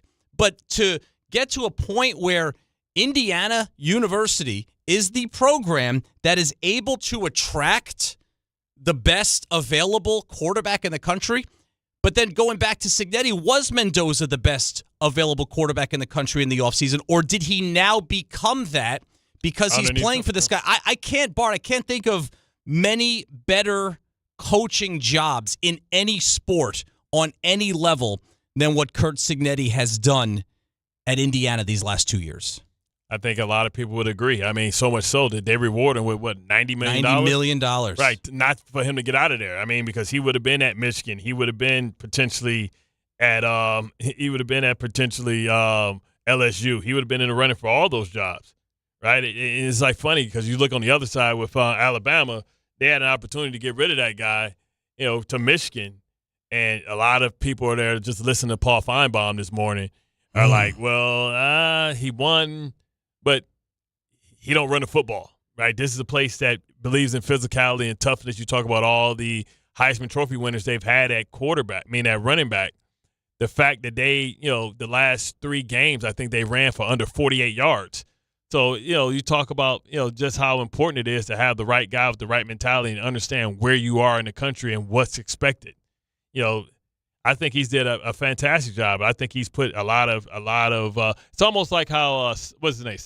Not Sashi. Who's the guy that used to be he always won with VCU. Shaka Smart. Yeah, Shaka. Right? Like he put pressure on these small mid-majors teams like, yo, we got you hold up. Shaka being successful over here. So I think, Rutgers, all these other teams, Maryland, Michigan State, Illinois, Iowa, game on. It can be done without a pocket full of cash. Bob Chesney, by the way, and thanks, Tom and Ray. Chesney was the James Madison coach this year. He left to go to UCLA. Oh, he leaving too? James Madison just can't catch a damn break. Well, they got Billy Napier, who was just at Florida, who did a very good job at Louisiana Lafayette to get the Florida job. Yeah. So he's a good coach. He was just in a little over his head in the SEC. Yeah, that's so good in Florida. This is more his speed. Also, as the guys tell us, Mark Cuban is an Indiana graduate, and Cignetti got Cuban to donate to the Athletics. So, all right, that's an important piece of the puzzle. Yeah, that means he get to go back. Yeah. We won. We went in that chat, had Mark Cuban there. You can go back. I need a little bit more money. You see what we're doing. We're doing good work here. But, on the Alabama side of things, Kalen DeBoer, who's their second-year head coach, and the expectations there after Saban. I mean, this is like the definition of you never want to be the guy to follow the guy, right? Because Saban was the guy, maybe in the history of the sport. and they had a solid season last year. It was going to be a transitional year anyway. They just missed out on the playoff, and they wanted to run him out after year one. Year two, he, I guess, quote-unquote, saved his job because he got into the playoff. But I got to be honest with you, and I would love to hear the Paul Feinbaum show today down there. Because if you're a fan of Alabama and you're coming off of what you had to witness yesterday, they must be out of their minds and feel that if they could ship this guy to Michigan today, they would do that. It's almost like he did more damage to himself by beating Oklahoma. He would have been better off losing to Oklahoma than doing what they did yesterday to Indiana at the Rose Bowl. I mean, it was like the perfect storm against this guy. Yeah, that's what I'm saying. It's like crazy. Like the fact that he won a game and he lost a game, and now, and they may lose to the eventual national champions. But all that is going to be forgotten simply because he won a game. And because it's not that they got beat, it's how they got beat. And that was a thorough ass kicking where Ty Simpson, who people thought was going to come out, now is considering maybe having to stay in simply because that was a horrible showing. And that's what I'm saying. This week they're going to have the two favorites, Dante Moore and Fernando Mendoza, is going to be playing each other. And could it be a scenario in which Dante Moore plays himself out of saying, you know what, I better come back and I'd rather try it again? I haven't loved the college football playoff. I don't like what the committee did. Yeah. I think having James Madison, I know we're speaking glowingly about them. I think having them in that first-round game basically eliminated the entertainment of one game. And the same thing for Tulane. I think in this era of NIL, I think it's too difficult now for teams like that to compete. But you're always going to have a blowout because, to me, I would say the game against Indiana and Alabama was just as one-sided as any of those other games, and that was the brand name. And I think on the flip side, the fact that we believed and said that Miami shouldn't be involved and they shouldn't have been in, they've proven everybody wrong. Well, I thought they should have been in. Right. I mean, they beat Notre Dame. They earned their way in. But I think I forgot the lineman that was trolling Notre Dame yesterday. Like, now what? Now say something. And, like, when you look at what I like about it is I'm trying to steal players because what I'm saying is if I'm the Jets, if I'm the Giants, I'm looking at that receiver from looking at the receiver from Indiana. Right? I'm looking at some of these DBs. I'm definitely Bain was unblockable. So, like, that's how I'm watching. I'm watching it as a fan of, like, man, should we draft this guy or should we have this guy on our board as a consideration? Because all these teams have elite talent. I don't know how many of these guys are coming out, but it's a couple of these guys I would love to pluck. You know what I mean? Like all three of the receivers for Indiana is going to the league. First round, second round. I'm looking at gems, and I'm getting to see them under pressure. I'm getting to get more looks on them. You know what I mean? So that's how I'm looking at it. If I'm the Jets or Giants fan, I'm looking at these bowl games like, man, I'm projecting. It was a great showcase from that standpoint. And unfortunately, again, this goes back to the state of New York football with our two teams. But unfortunately, the last week was filled with talk about, tanking, draft positioning, getting your quarterback of the future, all of that stuff. So to have that showcase with Moore yesterday, obviously what we saw from Fernando Mendoza, Trinidad Chambliss in the nightcap and what he did, certainly raising his draft stock. Now he's going to be a name worth watching. Listen, this time last year, from my recollection, Jackson Dart was not a first-round draft pick. Not at all. I mean, that's why just think, after the process, he skyrocketed up. But that's what, did he go to the Senior Bowl? I don't remember if he did or not. I don't know if he did one of the bowl games, but he skyrocketed up after the fact. Yeah, during the pre-draft camps and, interviews and combines. He had to do like a combine. He had to do like one of these bowl games, probably Senior Bowl or he was there East at West Senior Bowl. Bowl. Right, so that's where he skyrocketed up, and that still only got him to the first round. Yep. I mean, got him to the second half of the first round. The Giants took him at what, 17? No, like 21? 21? Yeah. You see what I'm saying? That's what, 11 picks from the second round. Yeah. I mean, he was this time last year, he was at best a second-round pick. 2 years ago, he was splitting time. Yeah. At Ole Miss. He wasn't even the number one confirmed starter. So there we go. Like, can that guy be Trinidad? Is that Caleb's? So same school. Same system. How does this now, right? Never mind Trinidad, but Mendoza. So watching him yesterday, and I don't know how the games are going to shake out this weekend. There's been a lot of talk. I hear what you're saying about the Giants, at least looking at a Mendoza, if that's a possibility for them. I don't think they go that route. I think they move forward with Jackson Dart as their starting quarterback. If that's the case, they have at worst a top 2 pick. Okay, they could still pick number 1. They're locked into, at worst, the number 2 overall pick. A lot of the conversation is the Giants are going to trade the best that pick for the best package available. And the Jets, I would think, have the capabilities of giving them the best package available. I got to be honest with you. After seeing Mendoza play, I can't see the Giants handing him to the Jets. But this is what I don't understand. Why? Is the hatred that bad? It's not even about hatred. It's protecting. I think No, you're helping yourself. You are helping yourself. You're getting a second-round draft pick. If Mendoza turns out to be, why do you care? Because you're never going to hear the end of it. Okay, so if you don't do it, then what happens? First of all, it depends on what other deals are out there. If there's a deal that is close, like Cleveland, sure. Okay, so you can digest Cleveland. Yeah. Okay. I mean, as a Giant executive, this is the thing. The only time you're ever going to go against the Jets is in the Super Bowl. But you're going against the Jets every day on the back page of the paper and on this show. And that's what you care about. Yes, they do. And the Jets can give you a better package because they got better picks. So you're going to cut your nose to spite your face because you don't want the Jets to have nice things. That's stupid. The whole thing is stupid. Did the Jets feel that way when they gave you Leonard Williams? Well, that was different. That's not a franchise quarterback. That's different. Okay, but that's still a great Pro Bowl player. Sure, but that's not a franchise quarterback. Listen, okay. And this isn't my opinion. I'm kind of looking at how I think they're going to react to this. I can't see them giving this guy to the Jets on a silver platter. Okay, so cut your nose to spite your face. Well, it ties into the incompetence of the organization. They've put themselves in this position. They've been so bad for 10 years. There's been so much bad publicity. The fans are sick and tired of it. 3-win seasons, 4-win seasons. The last thing they want to risk is next year, we finally got our quarterback, but guess what? We're going to give the Jets a guy who's potentially even better than ours. I just don't think they want to do that. No, that's dumb.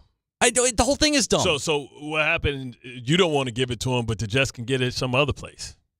Maybe. Who are they going to get it from, though? If the Giants are going to have the highest pick in the draft of a team that doesn't want to pick a quarterback. Maybe they get Malik Willis, and maybe you give them their quarterback that way because you were hating and you let somebody move in front of you and you give them Malik Willis, somebody that's able to be. So it don't matter. It's going to all come down to you being a hater. So if you say, okay, well, come on up, Cleveland. But just think, Cleveland, how much more would Cleveland have to give to move up that high? Malik Willis is going to play a role with somebody, whether it's with Arizona, whether it's with Pittsburgh. Pittsburgh don't have anything to give anybody. You know what I'm saying? Like Malik Willis, but the Rams are going to be a player here because they have that Falcons pick. Yeah, but that's what I'm saying. So you're going to give them to an NFC opponent? Yeah. That's what you're going to do? Oh, go to the Rams. We'll see you in the playoffs. I'm not saying their priorities aren't screwed up. I'm not saying their priorities are screwed up. What I'm saying is if working with the Jets helps you get the best resources, the best stuff to help your team, and your fear is that you're going to give the Jets one because you're going to lose page 6, then you deserve to get fired. Well, the guy who's making those decisions right now, you could argue, deserves to get fired. Because that's malpractice. I mean, look at the backlash that he got and the owner got after the Hard Knocks thing with Saquon Barkley. This would be worse. Right, so learn your lesson. No, the backlash was teeing it up and giving a guy like that to your rival. They did that already with Barkley. I think that all plays into it. To me, it depends on. I'm not saying it's the smartest business. It depends. Decision. To me, that all comes down to how do you see the Jets as a rival? They're a rival for attention on these. You're the Giants. You have what, 5 Super Bowls? They used to be. They're not the Giants. But you're the Giants. Yeah. At the end of the day, at the root of who you are, your brand wise. They haven't been the Giants in a long time. But brand wise, you're the Giants. Yes. And you're concerned with somebody that you don't really respect as an organization. You don't want them to get a quarterback. If you feel that way about the Jets to begin with, then you think they'll find a way to screw it up no matter what they do. I think if that's how you believe. I think for the Giants, you're more concerned with your fans. I think your fans are just so turned off by what they've watched for the last 10 years. I get that. They would not be happy with this if he turns out to be what we think he will. Or he won't. Or he won't. Exactly. I mean, because smart business decision is to take the best deal. Correct. Because as I said before, when you were on your way over here, my read on the Giants is that it's not out of the realm of possibility that they could contend for a playoff spot next year. With Dart, Neighbors coming back, competent coaching, especially on the defensive side of the ball. Let's see how it all comes together. But I can see the Giants taking a leap to be a playoff contending team next year. How far are they willing to drop? This can help. This can help if they can get the right deal for this pick. That's the smart business decision. But what we have seen is the Giants very rarely these days make the smart decision. Well, with Carter, right? With Carter, they were able to get the guy that they felt like was a generational player. Yeah. If you're going to be this bad, you want to be up high enough to get a guy that you think is going to be a gold jacket. Ain't that's what a general manager for the Giants said before. Once upon a time. And that guy will have a gold jacket, as it turns out. Maybe. Yeah. You don't think so? He didn't have the year this year that he had last year. No. We had just anticipated that all his years was going to look like this one. This one almost feels like a disappointment. Yeah. We were asking what was wrong with him. So 1 year for Philly, 2 years with the Giants. Unlike his former team, though, his year's Right. not done yet. Yeah, but like what you're looking at, Derrick Henry and what he's put up. Yes. Consistently. Yeah. What Frank Gore put up consistently. Like what guys have put up consistently. You got to have a run. What McCaffrey's putting up consistently. Like, because you can't put everybody in the Hall of Fame. You can't. And they damn sure ain't going to stockpile one position. So right now, the people that's in his era that he's competing with, McCaffrey, Henry, Alvin Kamara, right? And to a certain extent on the back end, Bijan Robinson, who's having special years. Now, Saquon had special years, but he don't have enough. You need at least 6 or 7 as a running back to be a guy that's going to get in there. I mean, you need. He's had 3. At this point, you need like 12,000 yards, right? Because 10 ain't it. Because Jamal Lewis got 10,000. Like Steven Jackson got 11,000. They ain't in the Hall of Fame. So, and Jamal had a season where Chris Johnson, right? So Saquon's going to need a lot more work.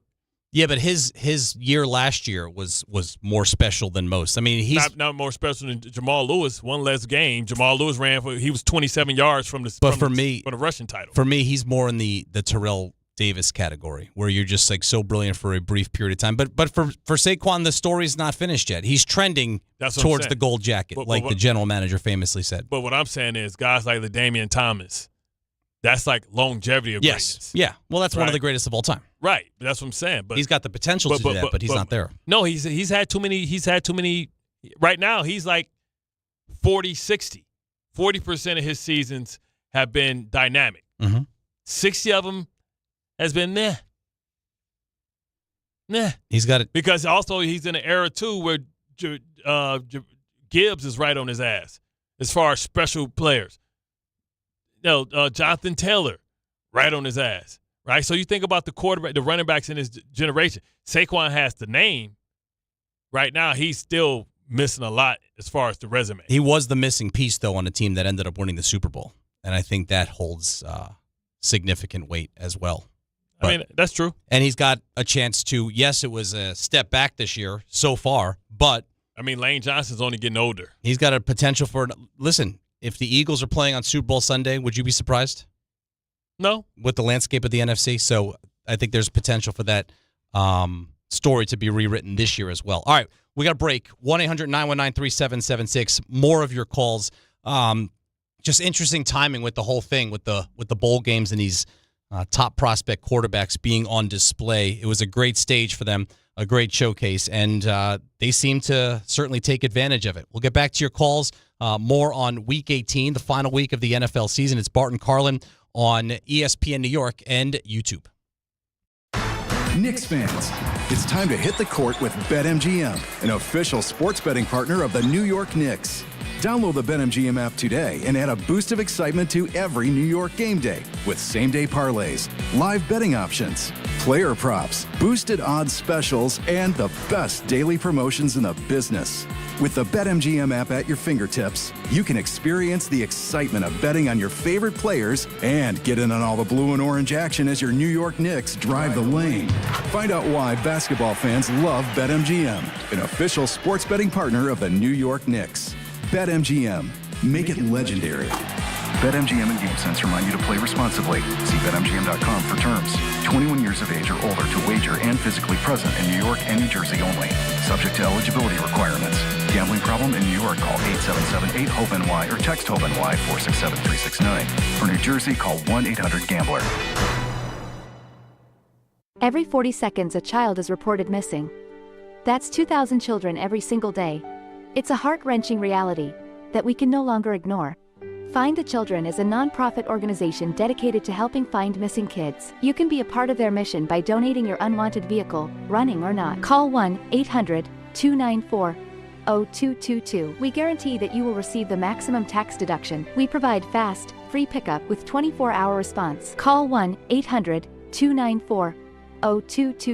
Find the Children provides crucial resources to help find missing children and educational materials to teach kids how to recognize and avoid predators. Our recovery programs have a proven track record of reuniting kids with their families. It's time to act. Donate your unwanted or unused car. Help us build a world where every child is safe. Pick up the phone and call 1-800-294-0222. Together, we can bring these kids home safely. This advertisement was paid for in partnership with Cars R Us and Find the Children. When a trophy is raised, it can feel like the season's over. But on the ESPN app, it never really is. Because with more than 47,000 live events, plus originals, highlights, and coverage from every corner of the sports world, there's always something to dive into. No off-season, just everything a fan needs to keep going. Always in season. Get all of ESPN all in one place. Download the ESPN app on your TV or phone today. FanDuel Friday is turning it up with NBA Happy Hour. Every Friday from 6 to 7:30 p.m. Eastern, FanDuel is dropping limited time specials to get you in the zone. Boost, bonuses, surprises, all designed to bring that Friday energy. This isn't just another promo, it's your weekly pregame NBA Happy Hour every Friday 6 to 7:30 Eastern, only on FanDuel, official sportsbook partner of the NBA. Every Friday from 6 to 7:30 p.m. Eastern, FanDuel is dropping limited time specials to get you in the zone. Boost, bonuses, surprises, all designed to bring that Friday energy. Visit FanDuel.com/local to grab your reward before the clock expires. 21 plus and physically present in New York.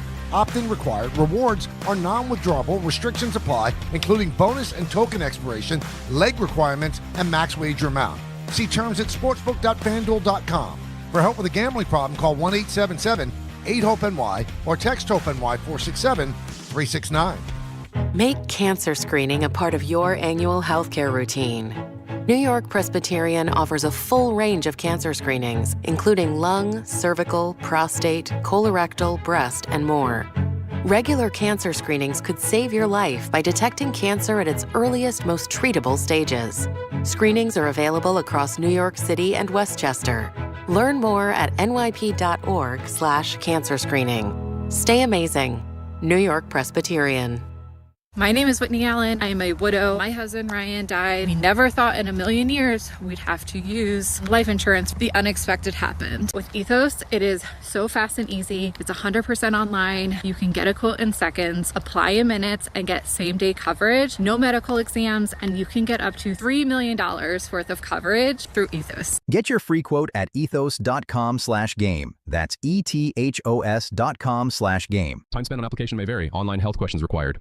Rich Eisen here. Hiring for your small business can feel like a full-time job, but LinkedIn Jobs AI Assistant takes the heavy lifting out of it. It filters applicants based on the criteria you set and suggests 25 great fit candidates daily, so you can invite them to apply and keep things moving. Hire right the first time. Post your job for free at linkedin.com/Eisen, then promote it to use LinkedIn Jobs' new AI Assistant, making it easier and faster to find top candidates. That's linkedin.com/Eisen to post your job for free. Terms and conditions apply. Then promote it to use LinkedIn Jobs' new AI assistant, making it easier and faster to find top candidates. That's linkedin.com/Eisen to post your job for free. Terms and conditions apply.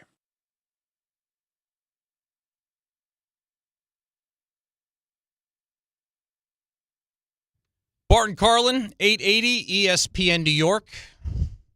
ESPN New York app, of course, and back on YouTube today. Pat O'Keefe in for Chris. He's back on Monday. Bart here.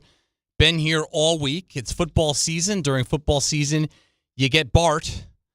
At this point of the program, before we open the phone lines back up, it is time for us to take a step back and hear from some of the newsmakers throughout the world of sports, and that means it is time for Audio File. The Audio File. And with that, we once again say hello to you, Tom Bauer. Oh, hi, Pat. Hi, Hello. Bart. Hello. Happy New Year to everybody out there.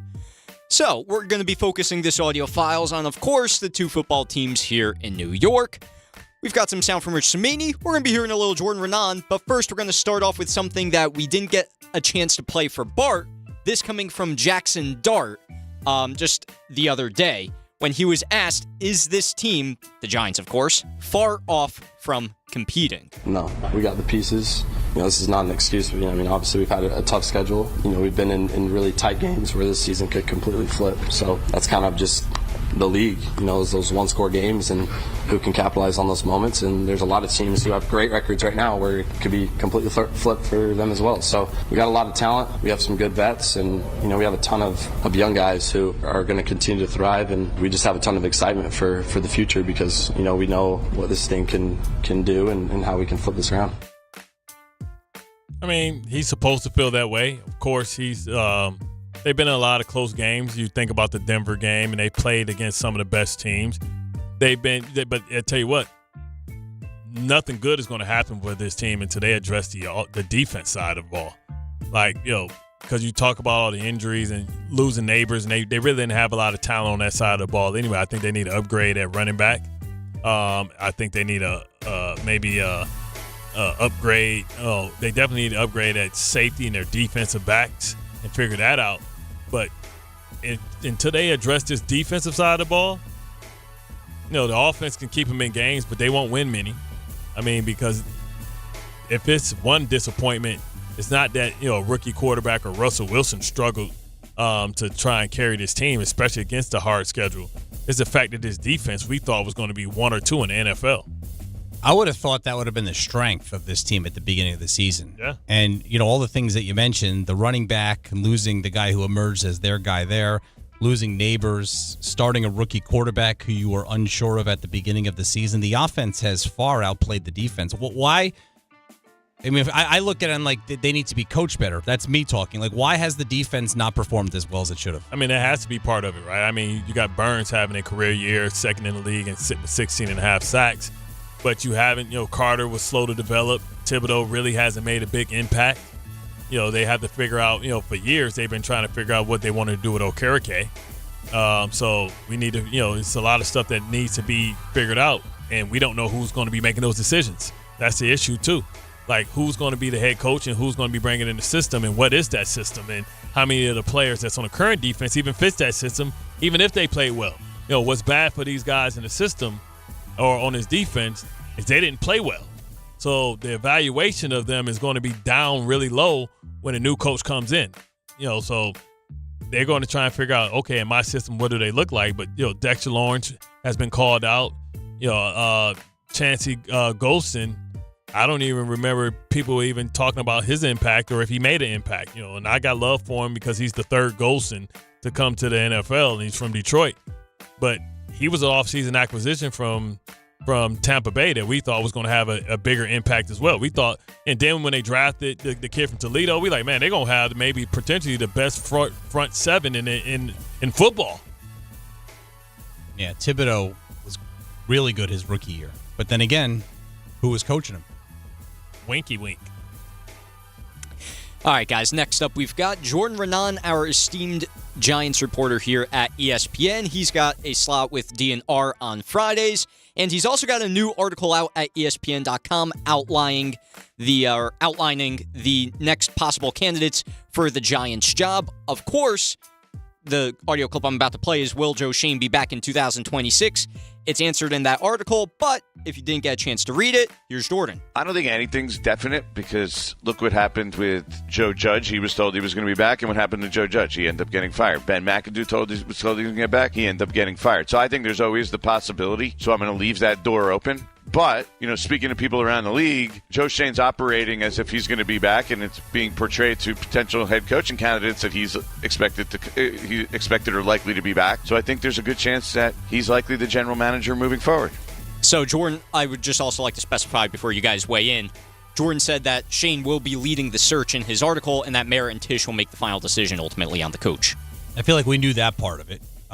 That he is leading the coaching search with no promises that he'd be back in his role next year. But, the more you hear about it and what Jordan just said there, I think it's trending in that direction. My only thing is if they can find the right head coach that has a body of work and a resume and a little bit of clout in the league and they really want him, is that guy going to want to work with Joe Schoen? And could we find Jacksonville Jaguars scenario, what Liam Cohen did last year? Like, I'll come be your head coach, but I don't want to work with Trent Baalke.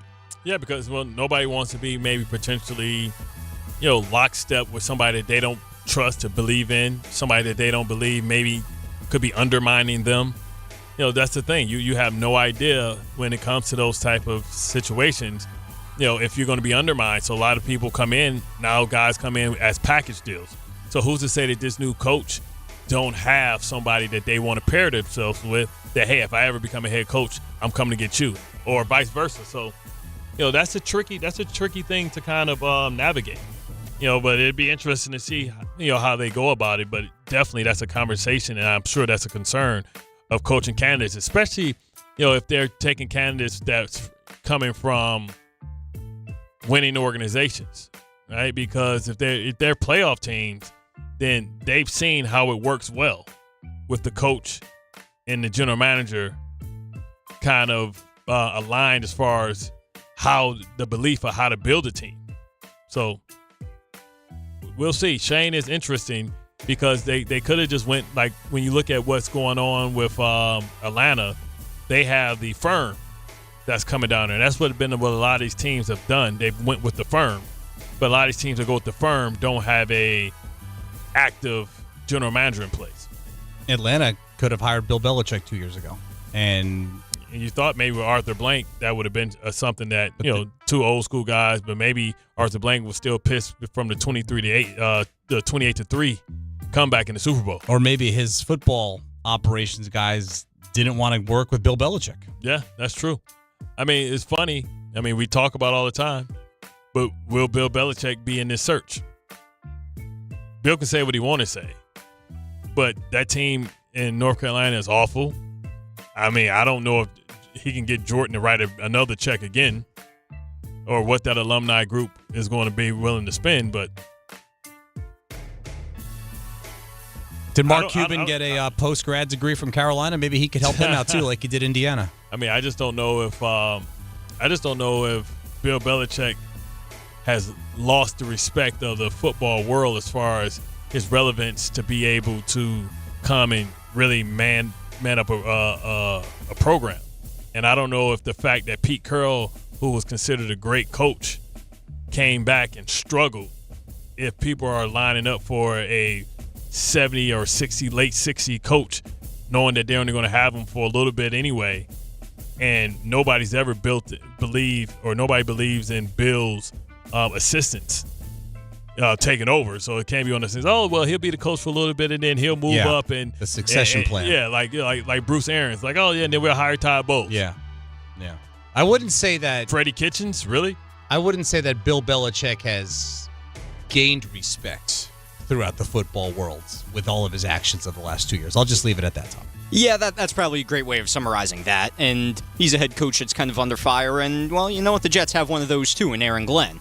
At least that's what the fans seem to think. Rich Cimini had been reporting that Aaron Glenn is going to have some patience under Woody Johnson because Johnson feels that this thing needs to develop a little bit. That's what Cimini's reporting was as of last week. Now, Aaron Glenn, after his loss to New England, he was upset with the effort of the players and the coaches.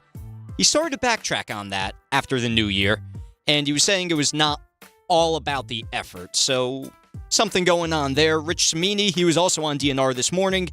He spoke about Aaron Glenn and that whole situation where he might have backtracked. Yeah, I was surprised by the comments after the game, and then I was even more surprised that he flip-flopped the next day. I was critical of him on my podcast. That's a slippery slope for a coach. When I was sitting there after the game, and he said, by the way, unsolicited, and not only did he question their effort, he doubled down after the game, and he said, I just want to be very clear with you guys, I'm not BSing it. So it's like he was emphasizing the fact that he didn't see good enough effort, and then so that's dangerous for a coach. You could lose the locker room. So I'm sitting there thinking, wow, he must be really confident in his standing with Woody Johnson to come out and make that kind of comment. And then he flip-flops the next day, unsolicited, again, saying when he watched the tape twice, it wasn't really effort. It was more schematic stuff. So I was not a fan of that flip-flop. I mean, he just should have stuck with it. And so I don't think that was a good thing for Aaron Glenn.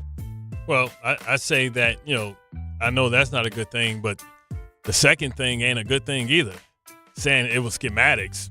Well, you're responsible for the schematics and the coaching staff and the game plan. So why are you being out-coached by Josh McDaniel and Mike Vrabel?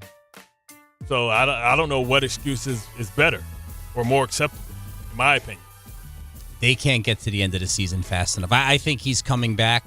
I think, sadly, the biggest goal for Aaron Glenn and the Jets this weekend, get to that clock striking 0 without further incident. Because what happened last Sunday at MetLife Stadium was not acceptable. And maybe they get lucky with the Bills calling off the dogs. I don't know, because the Bill. This is the crazy part. The Bills go so deep into their wide receiving core that pretty much everybody's a starter. Everybody's playing to get paid. Everybody's playing for some reason. Yeah, Diggs is trying to get $500,000. He might need that because of the choke gate. Yeah, I mean, didn't they implicate? Oh no, my bad. That's the Patriots. My bad. They just dealt with him. Yeah, my bad. Yeah, the Jets did. Yeah, I'm trying to think. Is it James Cook that's trying to win the rushing title? Yes, he is. So he's maybe 57 yards above Bijan. Is it Bijan? He might be 50 yards above Bijan, so he's going to be trying to get some distance, for him. He's 47 yards ahead of Jonathan Taylor. Okay, so but come on, if you're Buffalo, what's more important, resting Cook or having him win the rushing title? You could win the Super Bowl this year. Taylor's gonna. They're gonna hand the ball to Taylor 40 times to win the rushing title this week. I think that's fait accompli. But I mean, you can score 35 points in first quarter against the Jets. So you can get your work done if you say, hey man, I get 100 real quick against the Jets. I mean, it is the Jets. That's what I'm saying. Everything's on the table. They 107 point differential in the month of December. At least December's over. Yeah. So they got that going for them.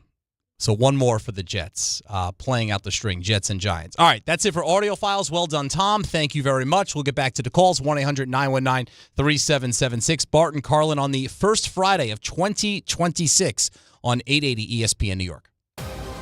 St. John's continues Big East play against Providence at MSG. Coverage begins tomorrow at 11:40 on 880 ESPN and the ESPN New York app.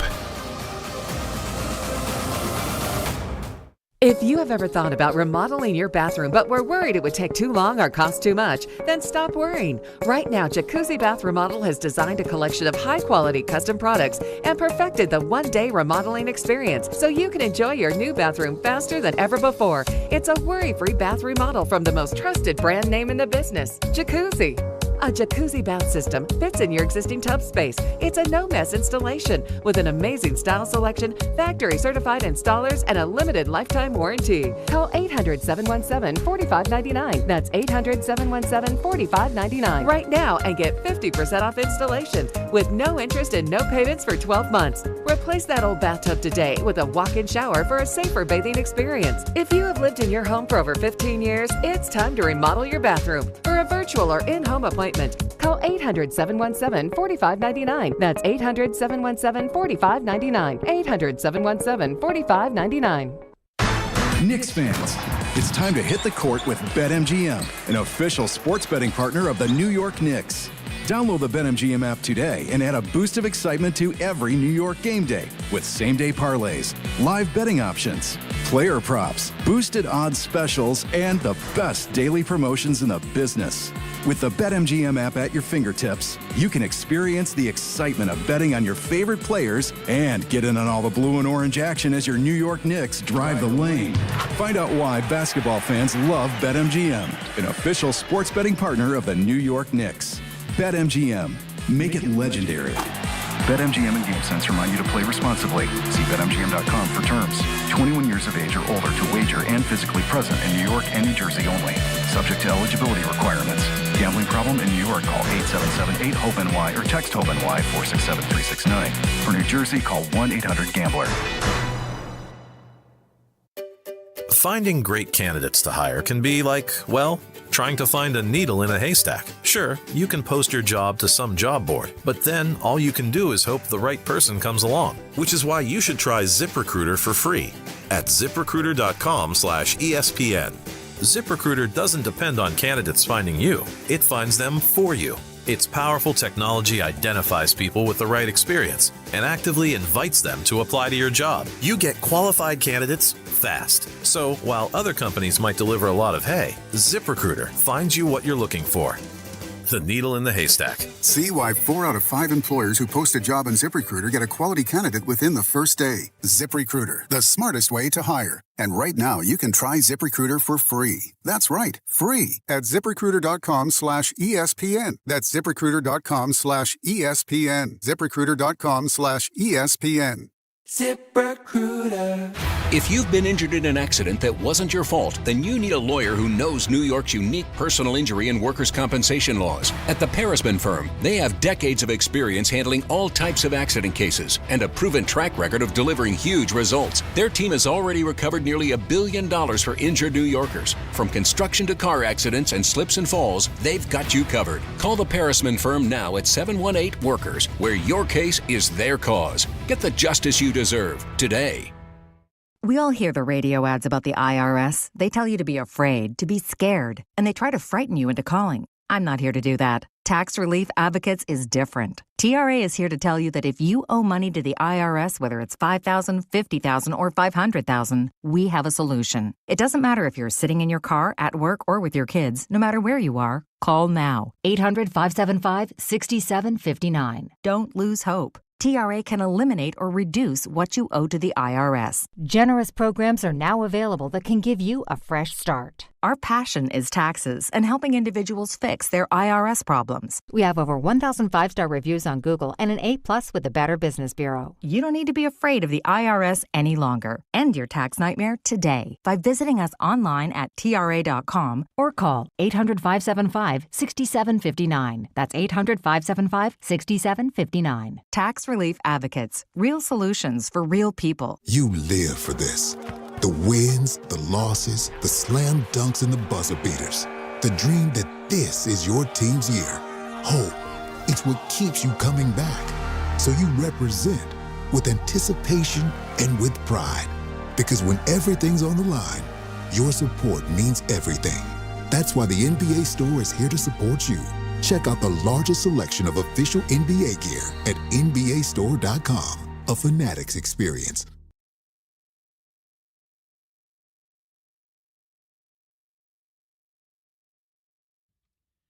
Bart Carlin on 880 ESPN New York, the ESPN New York app, and YouTube on the second day of January, our final football Friday of the regular season. Final football Friday for the Giants and the Jets. 1-800-919-3776. We've got Chris Canty coming up in his regular spot at noon. Looking forward to chatting with him. Let's go back to the phones and say hello to Marcus in Hoboken. What's up, Marcus? Hey guys, thanks for taking the call. Big fans. I loved Bart's take on the Giants needing to replace their defense. The defensive backs were the biggest liability of the Giants' season, in my opinion. you, me, and your mom would have taken Abdul Carter as a third overall pick, but the defensive backs were the limiting factor last season or this season. Can I tell you this, Marcus? Can I ask you this, Marcus? I mean, what grade would you give Carter? Because when you pick third, you expect instant impact, and now you're going to be picking second. So it's great because I think anybody would have taken Carter, right? That was the slam dunk, the Michael Parsons, but what are you doing this year and not making sure that it's not a slow start with who you picking this year? So, answer the first question. Grade-wise, I got to give him a C at best. He wasn't productive in terms of stats. Obviously, he had a couple QB pressures, but, sacks is where he makes his money and where he really impacts the game. In terms of, picking second overall, I think the best bet is just trading down. I mean, get some assets. Hopefully, we can get that safety out of Ohio State, and just trading down. I mean, we have an offense. That's the limit. That's been a limiting factor for the last few years. We didn't have an offense. We have an offense now, but we got to get that defense shored up and change these one possession games to to our favor. And I think the one possession games have been affected by the shoddy defense. I think that affected the decision making in a lot of these one possession games where the coaching staff had to be more aggressive than they normally would have because they didn't trust the defense. And the other thing is, I think we all knew coming into the year that the secondary was going to be the weak link of the Giants defense, Bart, but what's the best antidote to that? It's putting pressure on the quarterback. Yeah. I thought that would have masked some of the deficiencies in the secondary, and it just didn't. It's like what comes first, the chicken or the egg? So, this isn't any perfect science by any stretch of the imagination, but it looks like when you're talking about defensive backs, looks like you're going to look to Clemson, Avion Terrell and T.J. Parker. Avion Terrell from Clemson before you start getting to maybe top defensive backs. I'm sure there's some other ones there. That's not a pick that you make at 2. I mean, this year it's no Sauce Gardner. It's no Stingley. It's not one of those guys out there. Caleb Downs probably is the best bet, but I feel like they also within this division, it's great to have safeties, but man, you need some corners, and with Banks and what that Banks gave him some value as a kick returner. Who knew that he possessed that? But they need somebody that can lock some people down on the outside.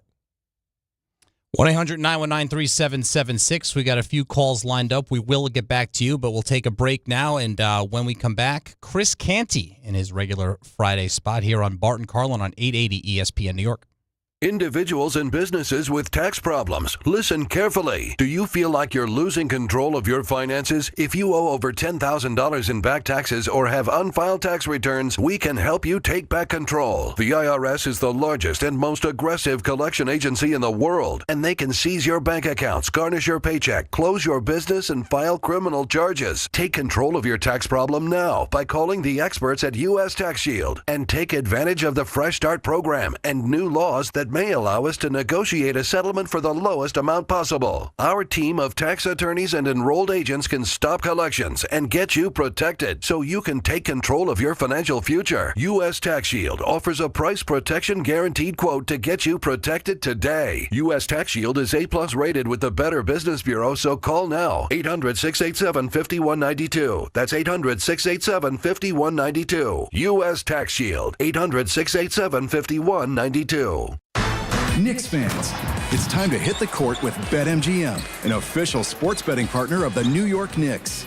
Download the BetMGM app today and add a boost of excitement to every New York game day with same-day parlays, live betting options, player props, boosted odds specials, and the best daily promotions in the business. With the BetMGM app at your fingertips, you can experience the excitement of betting on your favorite players and get in on all the blue and orange action as your New York Knicks drive the lane. Find out why basketball fans love BetMGM, an official sports betting partner of the New York Knicks. BetMGM. Make it legendary.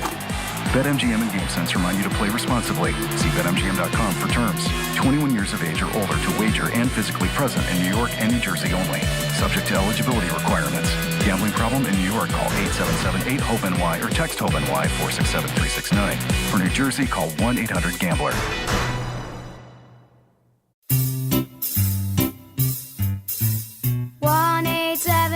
Cards for Kids. KARS Cards for Kids. 1-877 Cards for Kids. Donate your card today. 1-877 Cars for Kids. KARS Cars for Kids. 1-877 Cars for Kids. Donate your car today. Ready to get rid of that old car? Donate it to Cars for Kids. Call 1-877-CARS-FOR-KIDS to reach a friendly live agent. Donation's super easy, and your car can be picked up as soon as tomorrow. Call us now, 1-877-CARS-FOR-KIDS. That's Cars with a K to donate your car today. 1-877 Cars for Kids. Donate your car today. Did you know you can donate real estate too? Go to carsforkids.org. That's carsforkids.org. 880 ESPN, WHSQ, and WCBS-FM HD2, New York. A Good Karma Brands radio station. Hey, fans! Welcome back to Fansville's Cheers and Tears. Oh. Okay, so everybody deals with losing, right? To a rival on a last-second field goal. Whatever, it's fine. I'm totally fine. But I cope with losing with an ice-cold Dr. Pepper. Those 23 flavors are so delicious. They totally wash away the pain of your college football team taking a big fat L. College football, it's a pepper thing. My name is Whitney Allen. I am a widow. My husband, Ryan, died. We never thought in a million years we'd have to use life insurance. The unexpected happened. With Ethos, it is so fast and easy. It's 100% online. You can get a quote in seconds, apply in minutes, and get same-day coverage. No medical exams, and you can get up to $3 million worth of coverage through Ethos. Get your free quote at ethos.com/game. That's ETHOS.com/game. Time spent on application may vary. Online health questions required.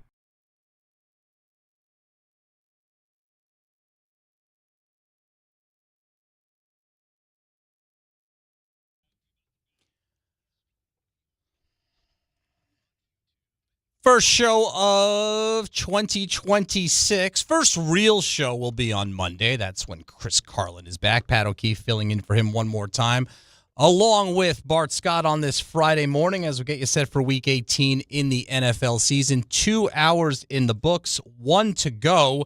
And for the first time this year, that means one thing. It's the power hour.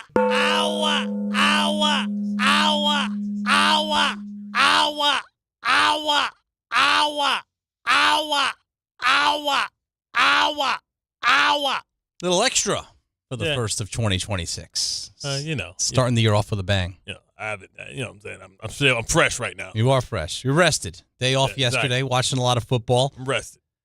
Game Time is brought to you by Tullamore Dew Irish Whiskey, because when it's game time, it's Tully time.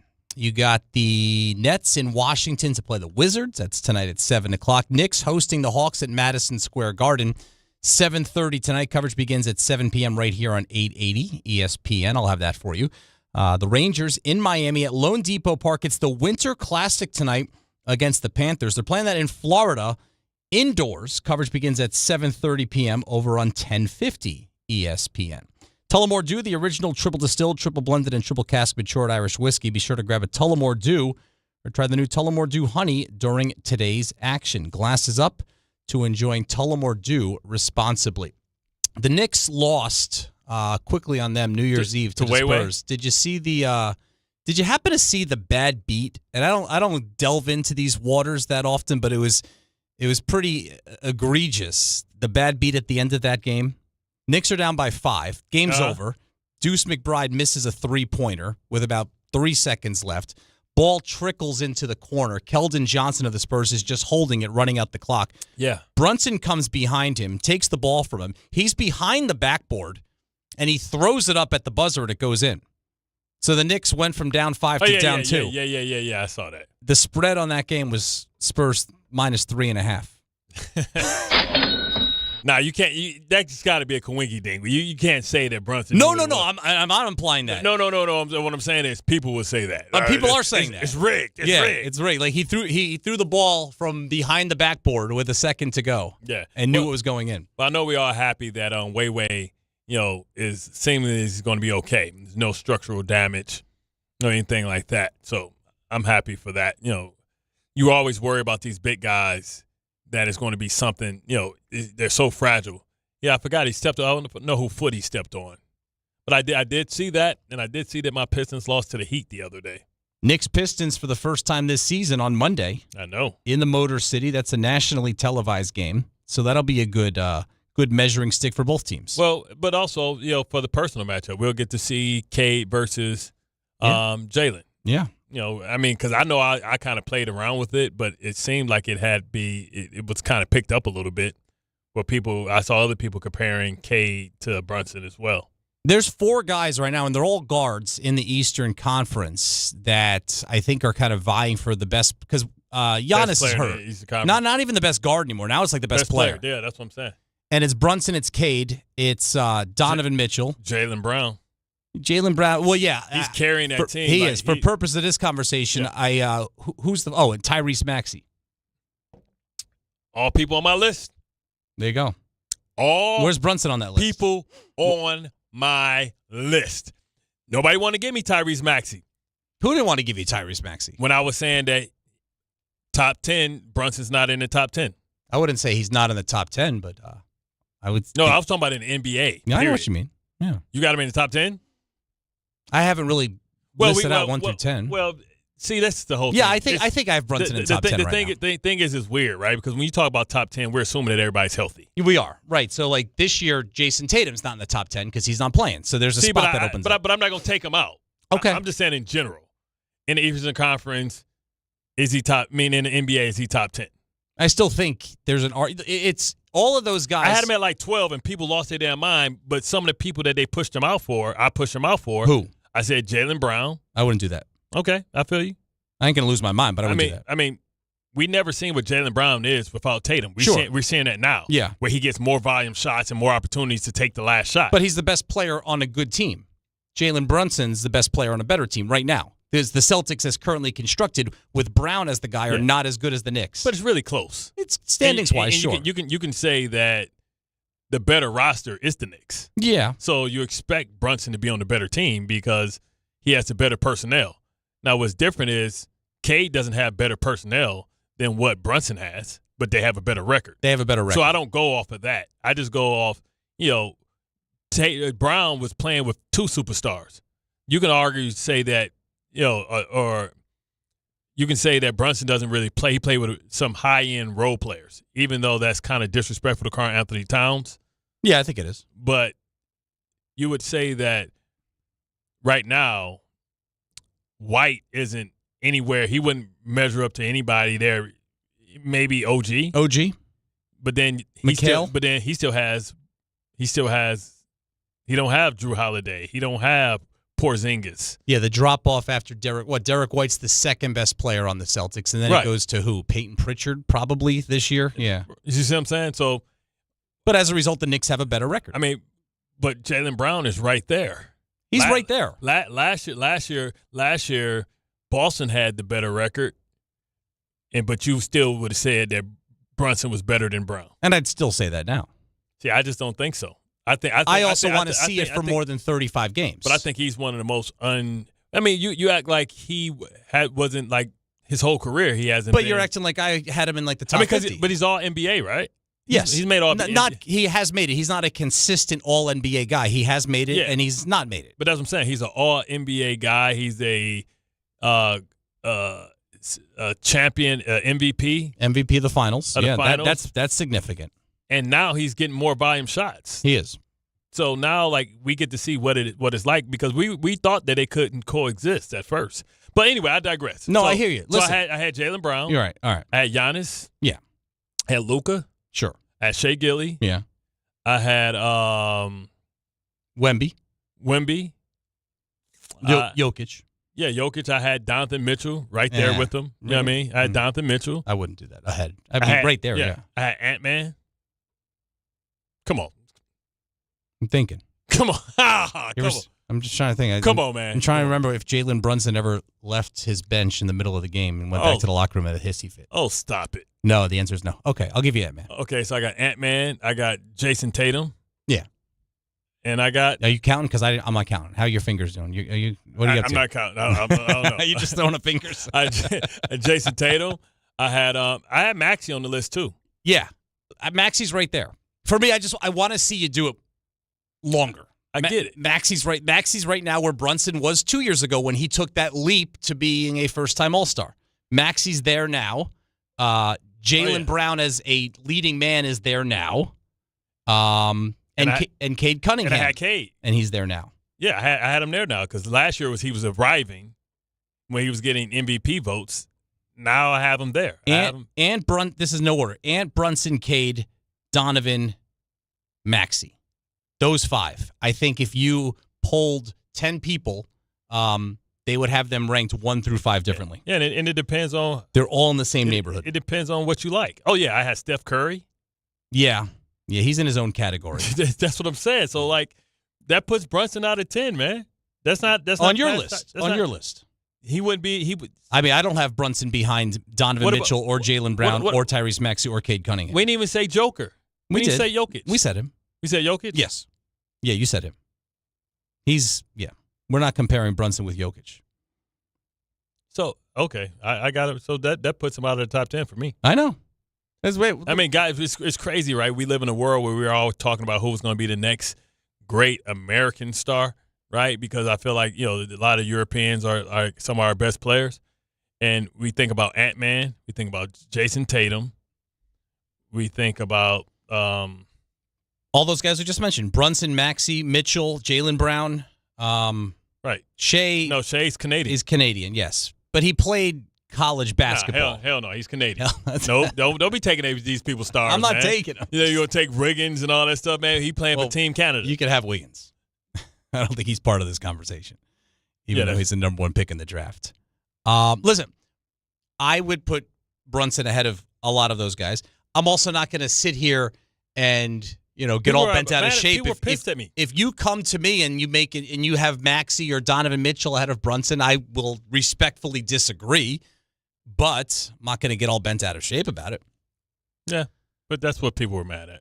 Let's get some calls in. We thought we'd have Chris, but it doesn't seem like Canty's here yet. So let's hear from some of you in the meantime. 1-800-919-3776 as we go back to the phones. Mike in Brooklyn. Mike, what's up going on? What's going on, fellas? Hope everything's good. Happy New Year. You too, Mike. I'm a big Giants fan, and like I said, this number 2 pick, we know who the Raiders are taking at number 1. We already know. They're going for the QB.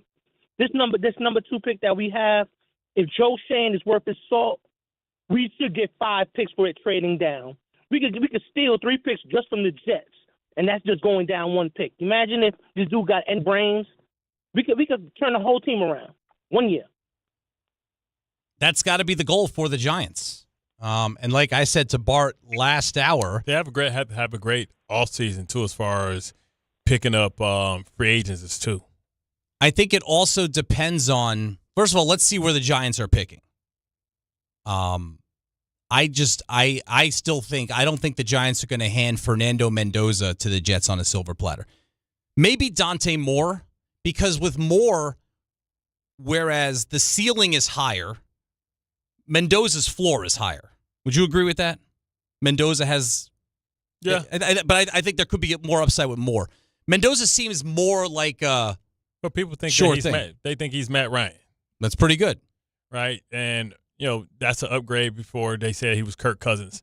But now, who knows who Dante Moore... He's only 20 years old. So what you're telling yourself is you're going to have more time with him. If he is a franchise quarterback, you potentially may have 18 years. Who's the comp to him? Because lately, Caleb Williams, the quarterbacks who have come out and had success have been older.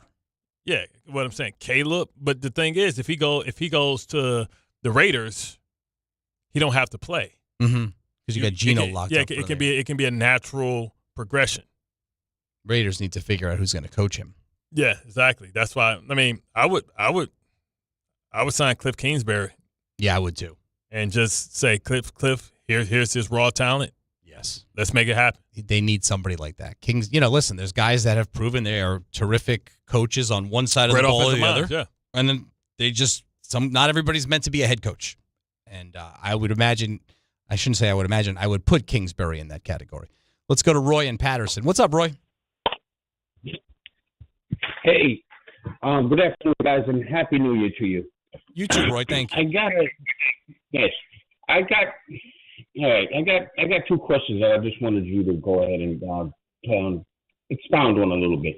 First of all, Jackson Dart was a second rounder, essentially, that the Giants moved up to number 24 in the first, 24th pick in the first round. So my first question to you is are the Giants better with this guy, Jackson Dart, who seems to have an injury history, than either one of the remaining college quarterbacks that might be coming out? And my second question is regarding the Jets. Do you guys think that the Jets might be sorry that they didn't select Shedeur Sanders somewhere? Yes, I do. Especially knowing with how it turned out with Justin Fields. And I think the reason that they didn't draft Shedeur Sanders is because they didn't want Justin Fields to feel like he had to deal with the aura of Shedeur Sanders. Not saying that he's a better player. Well, he is a better player. I think he is a better player. But that was a lot. If you were going to put money, he was like, well, why you draft my replacement? You know what I mean? So I feel like that was it. And also when you think about Glenn not wanting to have to deal with maybe the shadow that Deion did. That's the reason why, hell, the Jets would have been better. Listen, if the Jets knew that they were going to have to try and get a new quarterback this year, wouldn't it have been better just to stay with Aaron Rodgers since you're paying him anyway? It would have been better to just stay with Aaron Rodgers, and you probably would have kept Devontae Adams, and you would have had opportunity with Rodgers, Brees, Adams, this offensive line with Mimbu, and Garrett Wilson. And you still would have had Mays and all that stuff. You imagine what Aaron Rodgers could have did with Devontae again, with Garrett Wilson, Brees, and a healthy offensive line that stayed together for the entire 17 weeks. You think Aaron Rodgers would have been getting hit? The reason that this line didn't look as dominant as I believe it is because they had a quarterback that held onto the ball longer than anybody in the NFL. I think he was 32nd and Russell Wilson was 31st. There you go again. You see what I'm saying? Here we go again. If you knew you were going to get a quarterback anyway, you know what I mean? You mean this year? If you knew that Justin Fields was going to play the way that he played, it would have been better just to keep Aaron Rodgers. Well, I would like to, give Aaron Glenn some truth serum and ask him that question. Because when Glenn came in, that was kind of like his first big move. Yeah. And that was kind of him like showing, it's my house now, right? We're going to do things my way. And he got a lot of positive feedback for that. I liked it. I thought it set a good tone. I did. From the football perspective, thought it was the more prudent move to stay with Aaron Rodgers as well, because there was nobody out there, an option that was better than Rodgers. Obviously, Justin Fields, and nobody else was. Well, people were acting like Rodgers was done, and I didn't think he was done. I thought he came back and he was hurt, just like Kirk Cousins looked like crap last year. Yeah, too. And he looks a lot better this year. But if you gave Glenn truth serum, yes, he got a lot of positive accolades for kind of showing Aaron Rodgers the door. Yeah, exactly. Knowing how things have played out with Fields and Tyrod Taylor and the fact that he has Brady Cook starting for, a fourth consecutive week? Yeah. Do you think you might have wanted to rethink that? With as weak as the AFC is this year, too? Yeah. With as weak as the AFC, it might have been a short run, and you wouldn't have all the draft picks to maybe get your future quarterback. Now, if you get your future quarterback now and one of these guys, then it's all worth it for this whole season. But I think with Aaron Rodgers, Devontae Adams, Garrett Wilson, Breece Hall, and Mimbu added to this equation. Yeah. What you didn't know was the offensive line. That was the unknown last year. Yeah, but with Mimbu. Rodgers never, he didn't really play the first year. Rodgers last year never played behind an offensive line like this. Man, because Tyron Smith had retired, didn't tell nobody. So that's what I'm saying, though. So, he didn't tell the Jets payroll department. And then the Jets might have been sitting here, and everybody and all these guys' contracts would be up. They would still have Devontae Adams. Aaron Rodgers would be coming off the books eventually. You know what I mean? Because you paying him anyway. That's why Pittsburgh was able to pay him so cheaply, because the Jets are paying him. But I do think it was foolish to not entertain Shedeur Sanders. I mean, they really, I got to be honest. Right. You could have drafted Shedeur. That's what I'm saying. They went out of their way to make things as comfortable as possible for Justin Fields. Yes. But you see what I'm saying, though? Imagine if you would have drafted Shedeur, one of your 4th-round draft picks, and he sat behind Aaron Rodgers for a year. And then Shedeur Sanders would have been coming into next year with Devontae Adams, Garrett Wilson, Breece Hall, and Mason Taylor. Yeah. Well, and now you would have had to eat Aaron Rodgers' contract for one more year, but now you got a quarterback that can play in this league, and guess what? You ain't got to pay him for 4 years. Right, because he's not even a first-round draft pick. He's a rookie. 5th-round draft. Plus, you paying him like $400,000. Like, what's the scale for, like, Shedeur Sanders might be making like $400,000. It's less than he was making at Colorado. It's not like, by the way, Justin Fields was playing for free. Right. They got to eat his contract now. That's what I'm saying. You see what I'm saying? Imagine if in a world, if they would have just drafted Shedeur 4th, kept Aaron Rodgers, they would have won games. People would have been excited about coming here as a free agent. The defense would have been a lot better. And then you would have been saying goodbye to Aaron Rodgers, and you just said, Shedeur, this is your team. We're going to give you opportunity. He would have had 3 years where you were paying him $840 he's making this year. You know what I'm saying? He making $840,000, not less than $1 million. You would have been paying for your quarterback for the next 3 years with an opportunity to be able to keep all the people. You can still sign everybody because eventually your quarterback's going to cost you absolutely nothing. The other thing about Shedeur is he, in Cleveland, had some weird press conferences, interactions with the media, but that's because he was not getting a fair shake. Right. I'd be pissed too if I were him, but he would not have acted like that if he was sitting behind Aaron Rodgers. Yeah. He would have been sitting there soaking it all up. Like, man, I got my mentor. Yeah, this is perfect. Who gets the opportunity to sit behind a first ballot Hall of Famer? He's doing that weird, that pantomime press conference that he gave. He's doing that because he's playing behind Dylan Gabriel. Yeah, because he feel like he's getting trolled. And then even when you look look what he's done in the community. That apartment complex got burnt down, and he's sitting there providing clothes and a whole event on a $800,000 budget because he got his own money, because he got his own endorsements. So you spend, he's like, I'll take some for my KFC money. Nah, I don't want to touch KFC. I'm gonna give him some of my Gatorade money. I mean, the bottom line is he is a better quarterback than anybody the Jets have had on the roster this year. Yeah. And I include Tyrod Taylor just from a physical standpoint. Yeah. He just can't stay healthy. I mean, he's played surprisingly well. Just think, his number one guy there is Jerry Jeudy. I mean, he's down there. And listen, Tom, who was the person here saying draft Harold Fannin? Oh, I don't know. I don't think anybody did that here. As I say sarcastically as I'm staring at the person who said that. Well, somebody said that. And Harold Fannin, quietly, if his groin wasn't messed up, would be 1,000-yard tight end as a rookie. Come on, man. Jets have a good rookie tight end. Nah, he's nowhere near Fannin. He wasn't anywhere near Fannin. See, who was throwing him the ball? He had nobody throwing him the ball. Who the hell was throwing Fannin the ball? Gabriel? What? The hell are you talking about? Shedeur. No. How many times did Fannin started with Gabriel? Yeah, you know what I'm saying? Listen, if we're like making the list of grievances on how the Jets are being run, I don't think their second-round pick as a tight end makes the top 5. Well, for me, Fannin, because he was a 4th-round draft pick, and what I hate being a small school guy, because he was at Bowling Green, they thought that he was only getting production and eating in Bowling Green. You talk about a man who had 1,000 yards receiving in college, 1,200, and they looked at it like, oh, yeah, but that's Bowling Green. He's wearing the same Bowling Green colors, but yet he still got the same yak. Let's go to Griffin in Connecticut. Griffin, what's happening? Hey, guys. I have 2 things. One, I think I could be wrong, but I think Dante Moore would be best off if he does decide to go back to school. It wouldn't be crazy because this is a dude that is this is his first year, I think, fully starting. I think he started some at UCLA, Then last year he got hurt in the middle of the season. And then this year it's his fully start season. So he's very young. So I think if he does go back for another year, it wouldn't be crazy. This could be a really, really weak draft because Moore can go back and Ty Gibson can both go back.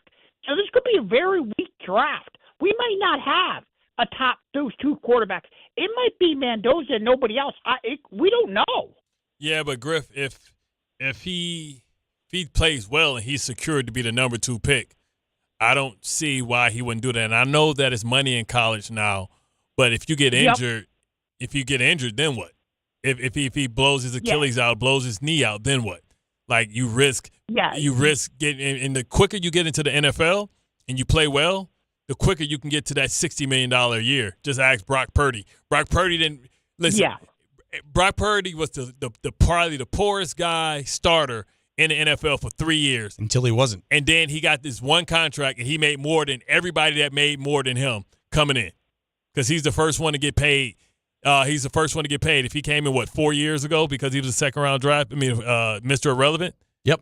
Everybody was making more money than him. But now if you do the 4-year averages, he's probably made almost damn near double than all of them. Yeah, because he got to that second contract quicker. Yep. The other thing, the argument for Dante Moore coming into the draft this year, I think next year is going to be a deeper quarterback class. So I don't know that he's going to be the number 2 overall pick next year. He could come out now and be a top 2 pick.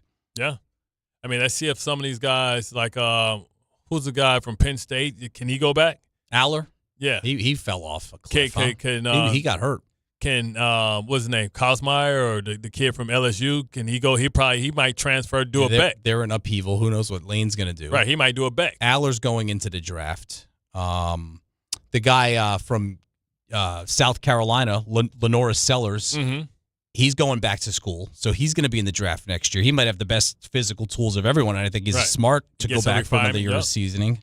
So, yeah, next year's... Who's the guy from Clemson? Klubnik. So Klubnik can he come out, or can he go back? I don't know. You see what I'm saying? So, next year can be, and then Arch is probably coming out next year. There you go. Arch is coming out next year. Yeah, he's coming out next year. And Arch wasn't bad this year. Yeah.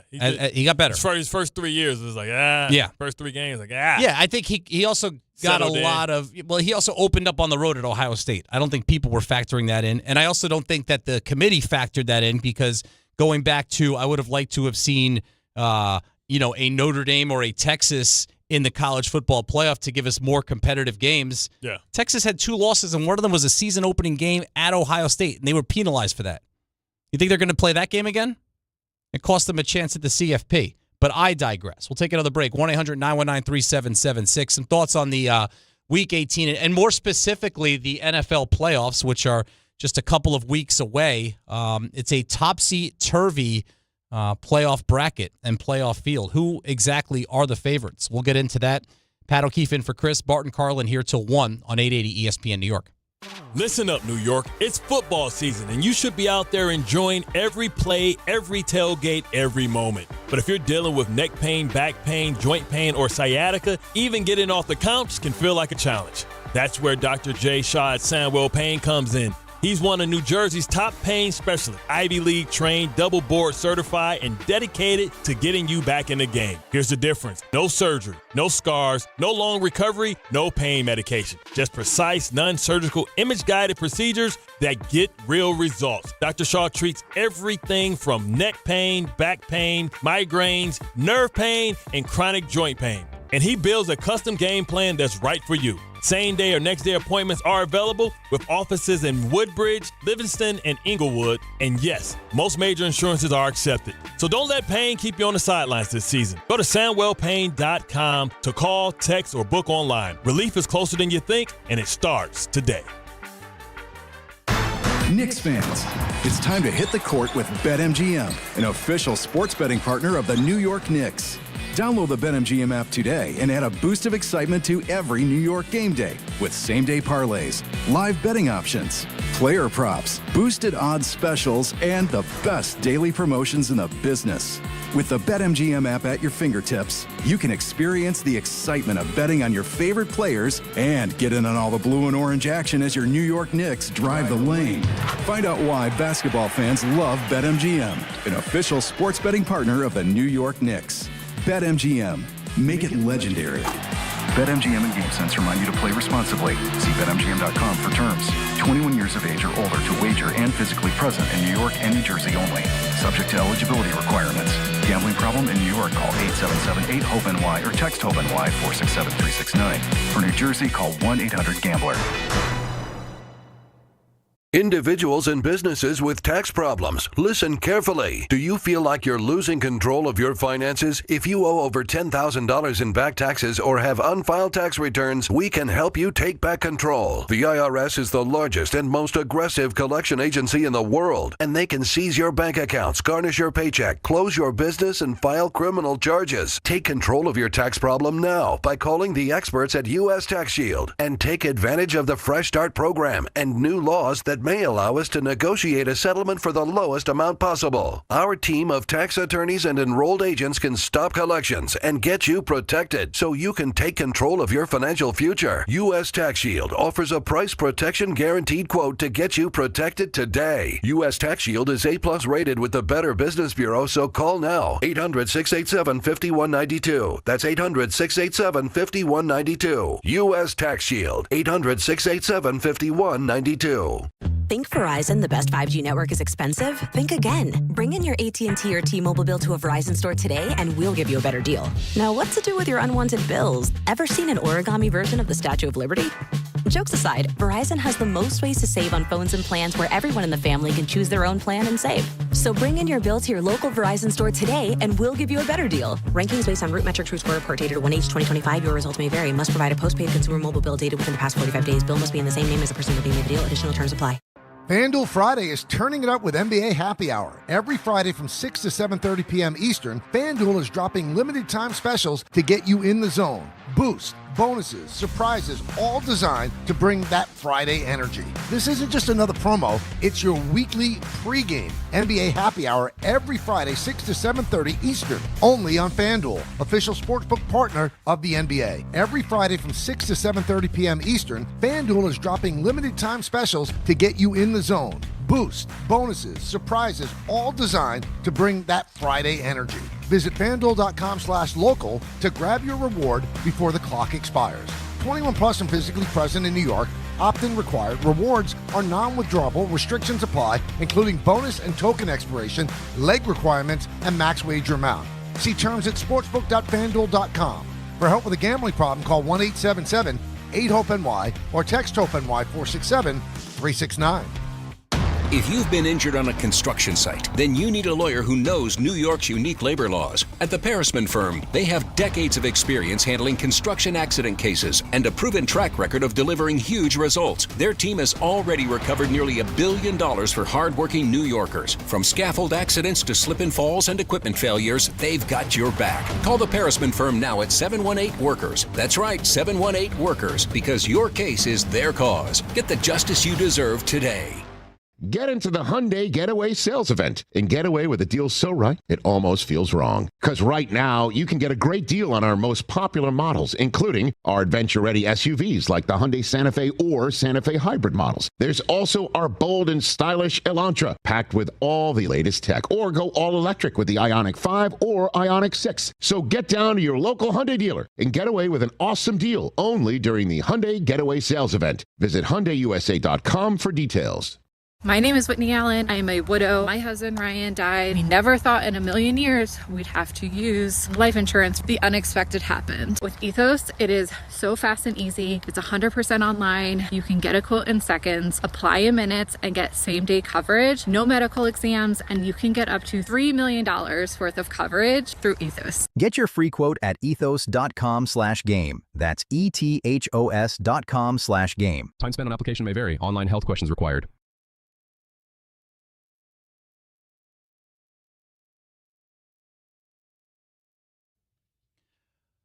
Bart Carlin, 880 ESPN New York, the ESPN New York app, and on YouTube. back on the stream there on this Football Friday, the first of 2026. We got time for a couple more calls, 1-800-919-3776, before we hand the reins to Dan Grassa, who is coming your way right here at 1 o'clock. So much conversation about the Giants and the Jets and playing out the string again and all of the questions for them. Their seasons, as often is the case, begins in the offseason. See if they can get these trains back on the track. It's been quite a while. The slate of games for Week 18, I would argue not overly intriguing, except for the Saturday games and the Sunday night game. 3, right? The 3 Yeah, exactly. Well, it's a couple in there because there's a couple seeding games in there, so those can be intriguing because they're going to play. But it's like those teams are playing and trying to.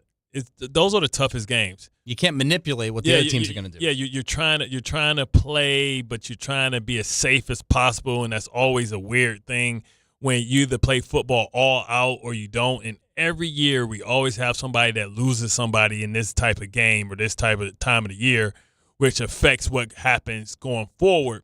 And then you got to think about the teams that are playing that rely on so many young players where it may not be your best player, but it's a really, really important player, and you lose that guy or something like that, it can really be tough. But you can't sit everybody. You can't. And look, there's teams that are not going to the playoffs that want to finish on a high, like the New Orleans Saints, for example. They want to try and say, let's finish 7 wins. 7-10 would be a huge and they feel like they found their quarterback. Their quarterback. They brand new head coach. That's the season that I think everybody wanted the Jets to have. If the Jets had this, even if the Jets finished 6-10, yeah. But if they found their head coach, Kellen Moore in this case, or their quarterback, Tyler Shuck in this case, if you're a Jets fan, you feel like you're winning. You're not going to the playoffs, and that's okay. But how good would you feel? I think the Giants do feel that they found their quarterback. Yeah. I mean, Jackson Dart, rookie quarterbacks this year, and Cam Ward's been better, and the Titans have been better, but I'd say Dart, if you're ranking the rookie quarterbacks, it would be based on performance. Shuck 1, Dart 2, Cam Ward 3 this year. Cam Ward's also been in the worst situation. Yeah. I think a lot of people are really, really high on Cam Ward. I forgot who I was talking to. They felt like that the Titans job was the best job available because of Cam Ward. Could be. Listen, I mean, this guy was the number 1 pick in the draft less than a year ago, and it was a slam dunk number 1 pick. So it could be a very similar situation to the Bears last year. Yeah. Caleb Williams was not good as a rookie, but the more you watch his second year, you realize that most of the reason he was not good was because of how he was being coached. Because they had the wrong head coach in Matt Eberflus, and the Titans had the wrong head coach, Brian Callahan. Yeah. Since the interim has come in, he's been much better. But if you're the Saints, you're trying to end on a high note, and that actually the Bucs need the Saints to win. Yeah. Well, the Bucs need the Saints to win. Well, they obviously need to win themselves. Carolina needs Atlanta to win. Or Carolina just needs Carolina to win. Yeah, that's true. Carolina can solve everything if they just beat the Buccaneers. But the Buccaneers, if they beat Carolina, it's tough to do. Playing twice in 2 weeks, 3 weeks. Carolina took the first game. Now it's in Tampa.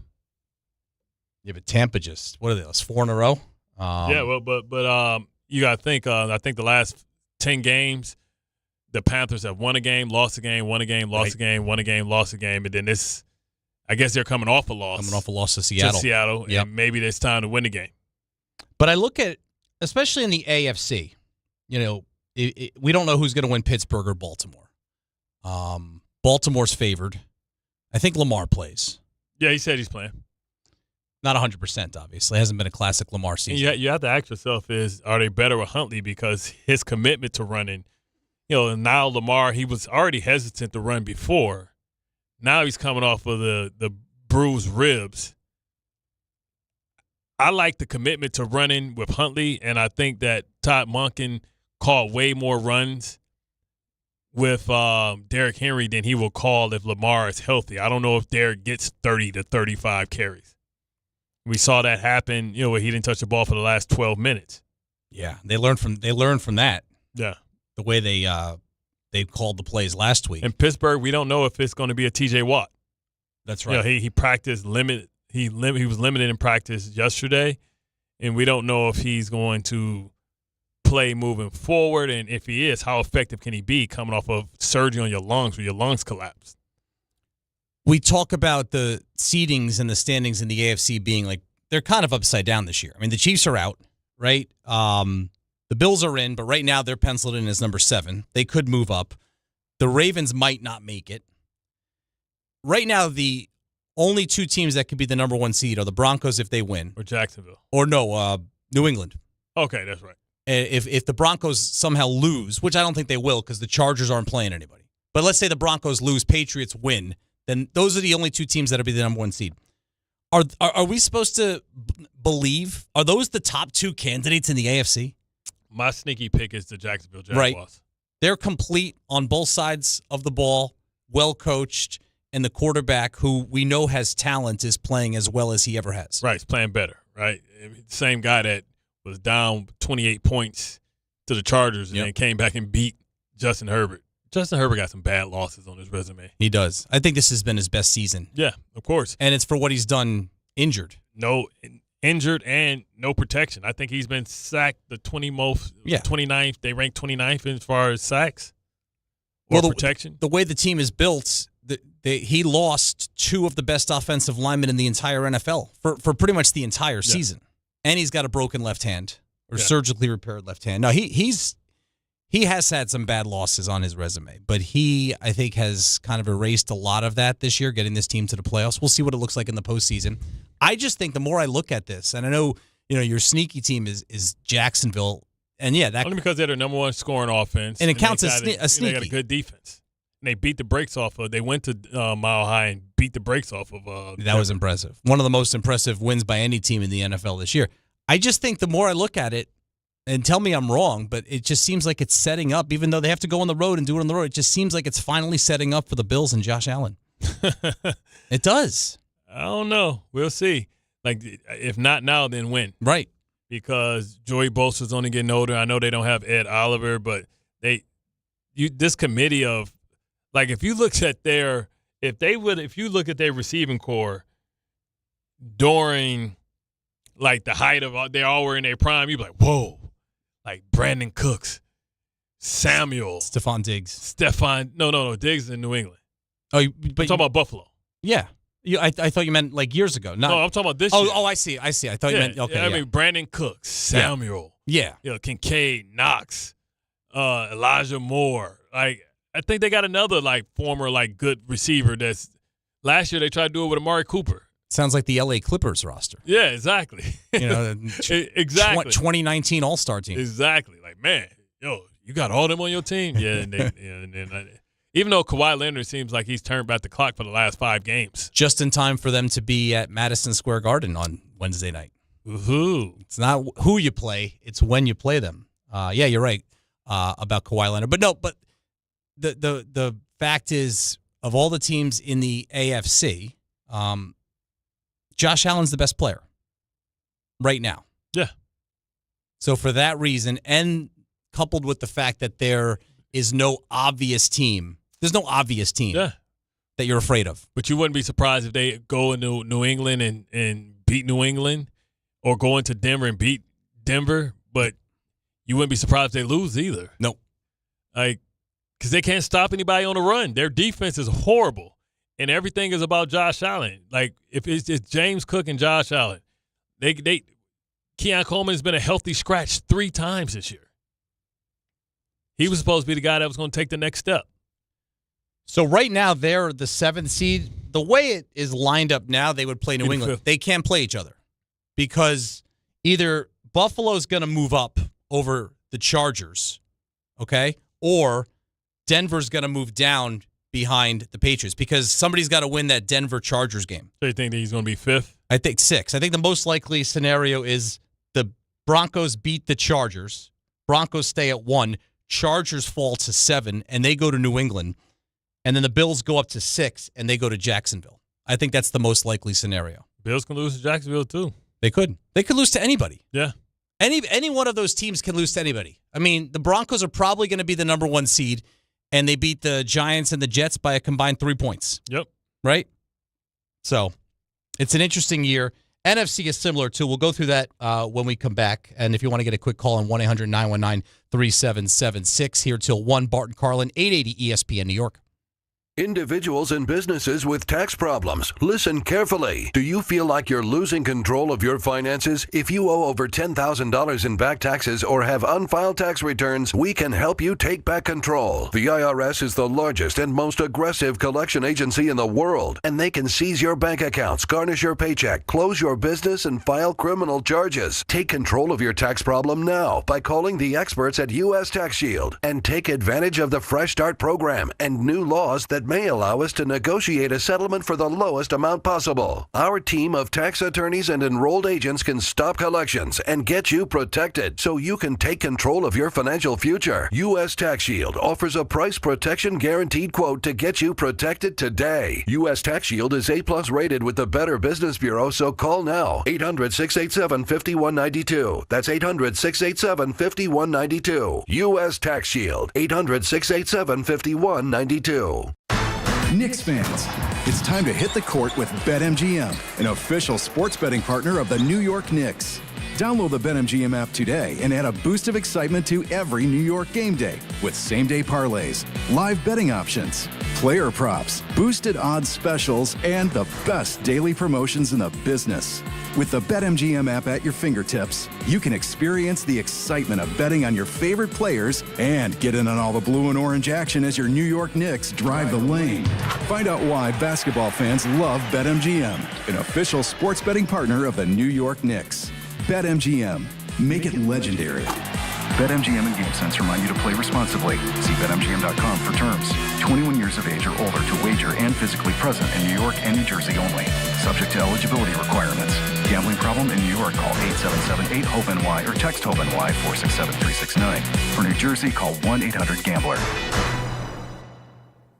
I know that hiring can be challenging. You sort through tons of resumes and you get too many so-so applicants. You're just waiting for someone to match your role perfectly. Well, now, there's a place where you can meet them fast. ZipRecruiter. Need to hire right away. Start your search for strong candidates. The right fit awaits. Build your team. Build it sooner. Meet your match on ZipRecruiter. Just head to ZipRecruiter.com/ESPN right now to try it for free, and you're on your way to meeting your match. 4 out of 5 employers who post on ZipRecruiter get a quality candidate within the first day. So try it now. Go to ZipRecruiter.com/ESPN. Once again, that's ZipRecruiter.com/ESPN. Meet your match on ZipRecruiter. Try it free.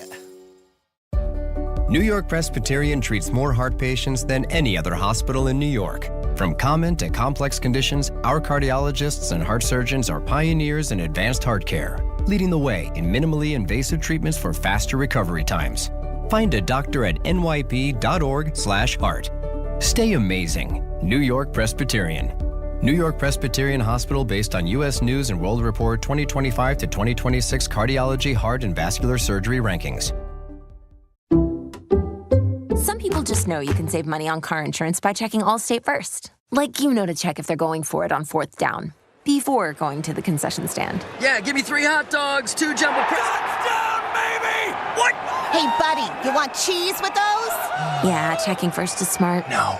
So check Allstate first and see what you could save. You're in good hands with Allstate. Potential savings vary, including based on how you buy, subject to terms, conditions, and availability. Allstate North American Insurance Company and affiliates, Northbrook, Illinois. Empower. After wanting one for years, Kevin is finally enjoying his new hot tub. This is the life. He worked with Empower to help him get good at money, so now he can be a little bad. Oh, no, not my phone. Oh, Kevin. Kevin's phone may be in hot water, but his finances aren't. Invest well, live a little. Start today at Empower.com. In the city that never sleeps and never stops talking sports, ESPN New York is always on. Now you can live and breathe everything New York sports wherever you are. On your radio dial, on the ESPN New York app, and streaming live on YouTube. however you watch or listen, ESPN New York is always on for you. Hear us, stream us, watch us. This is ESPN New York.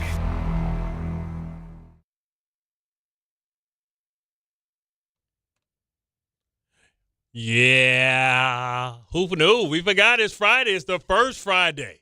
I don't forget. 2026. Tom, new year, new me? Nah, man. New year, same me. Just got paid. Friday night. Party's jumping. Feel all right. Booty shaking. Dance to the beat. Come on, man. You can jump in this pack. Ow. Listen. Happy New Year to everybody officially from Bart Carlin Show. We want you guys to go out and have a year of abundance, a year of accomplishment, a year of love, and a year of joy.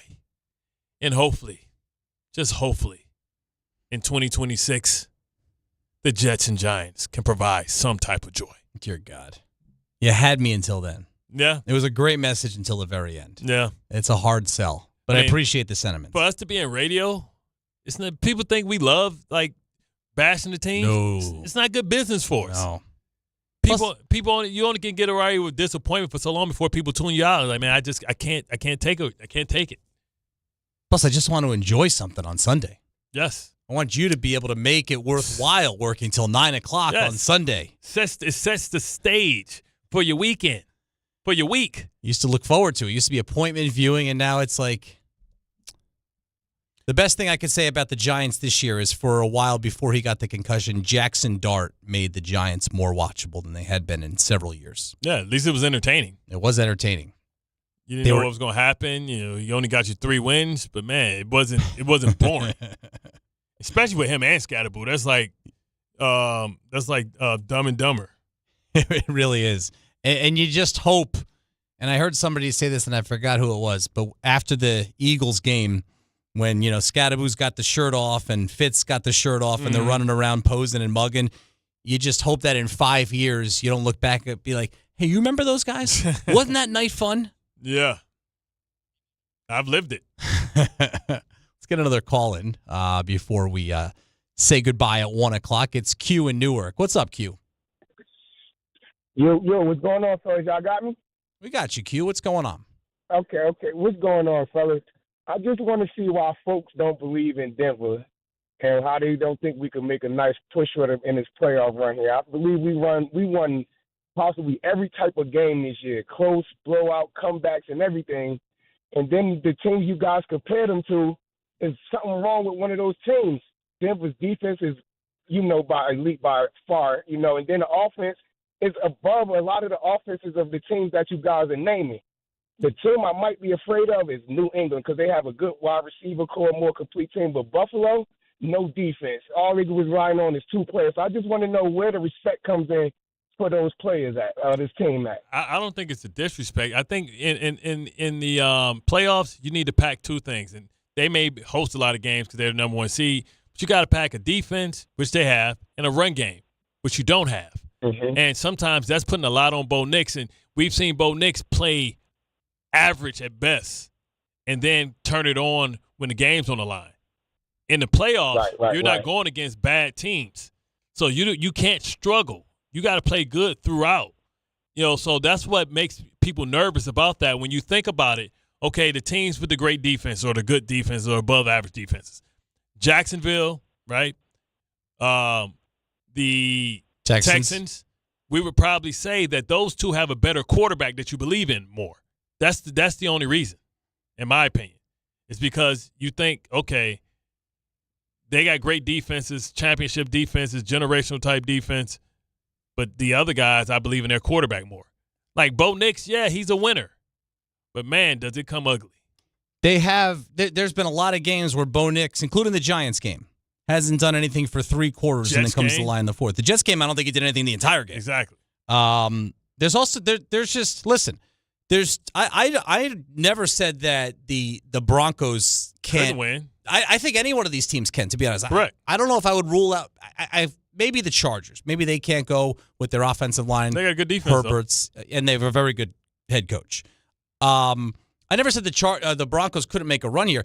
Just as a number one seed, they don't scream to me number one seed. I mean, you look at a lot of the results. Giants 33-32, Jets 13-11. They beat the Raiders 10-7. Even the Christmas Day game against the Chiefs was pretty alarming because they needed that game to secure home field advantage. That's very important for them. Mile high, the altitude, that's a great home environment. And they barely beat the Chiefs, who were on their third quarterback 20-13. Like, they're going to earn the number one seed if they finish it off and beat the Chargers this week. But their body of work and some of their individual results doesn't scream correct Super Bowl favorite to me.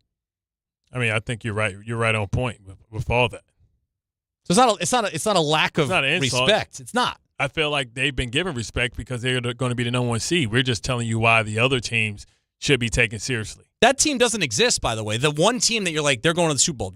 I can't remember. Maybe the Rams. I mean, but people don't think the Rams. And they just lost to the Falcons. Like, can Seattle, can Sam Darnold finally live up? That's why Sam Darnold has like one of the biggest weekends, because I think he has to exercise a lot of demons that he's had. He did it last week when he went against the Rams and they scored that crazy touchdown, but that showed that he can win the big game. And now he has to show that he can close because he was in the same position last year, and he came up short. Fell off a cliff. Real short. They got killed by the Lions, and then they no-showed against the Rams, right? Yeah. That's why it was important for him to beat the Rams this year to get it out of his psyche. Yeah, because he had a mediocre at best game against them the first time around this year. I mean, can we grab a prop bet, Tom? Prop bet the over-under that Pat can get to his train on time, or if he can get there with time to spare. Time to spare. That's a tall order. Time to spare. I'll put the over under at 3 minutes. 3 minutes to spare. Yes. Over under. I'm going under 3 minutes. If I can get 90 seconds to spare, that means you have to be efficient. That means you might have to push some old women out the way. On your marks, get set, go. Listen. No, on your marks, get set, go. I'm shifty. Oh, you got 40 seconds. I got 40 seconds left. You want to take it home for me? No, you know what's crazy? I was right here, and it was going down. I got 30 seconds on mine. No, but I'm looking this way. And we got different clocks. I did? I got 30 seconds left. Yeah, your clock is broken. Mine expired. Look at that. I'm costing myself time. You better go get Happy there, man. New Year. On your mark, get set, go. Dan Gross is up next. Every 40 seconds, a child is reported missing. That's 2,000 children every single day. It's a heart-wrenching reality that we can no longer ignore. Find the Children is a non-profit organization dedicated to helping find missing kids. You can be a part of their mission by donating your unwanted vehicle, running or not. Call 1-800-294-0222. We guarantee that you will receive the maximum tax deduction. We provide fast, free pickup with 24-hour response. Call 1-800-294-0222. Find the Children provides crucial resources to help find missing children and educational materials to teach kids how to recognize and avoid predators. Our recovery programs have a proven track record of reuniting kids with their families. It's time to act. Donate your unwanted or unused car. Help us build a world where every child is safe. Pick up the phone and call 1-800-294-0222. Together, we can bring these kids home safely. This advertisement was paid for in partnership with Cars R Us and Find the Children. Knicks fans, it's time to hit the court with BetMGM, an official sports betting partner of the New York Knicks. Download the BetMGM app today and add a boost of excitement to every New York game day with same-day parlays, live betting options, player props, boosted odds specials, and the best daily promotions in the business. With the BetMGM app at your fingertips, you can experience the excitement of betting on your favorite players and get in on all the blue and orange action as your New York Knicks drive the lane. Find out why basketball fans love BetMGM, an official sports betting partner of the New York Knicks.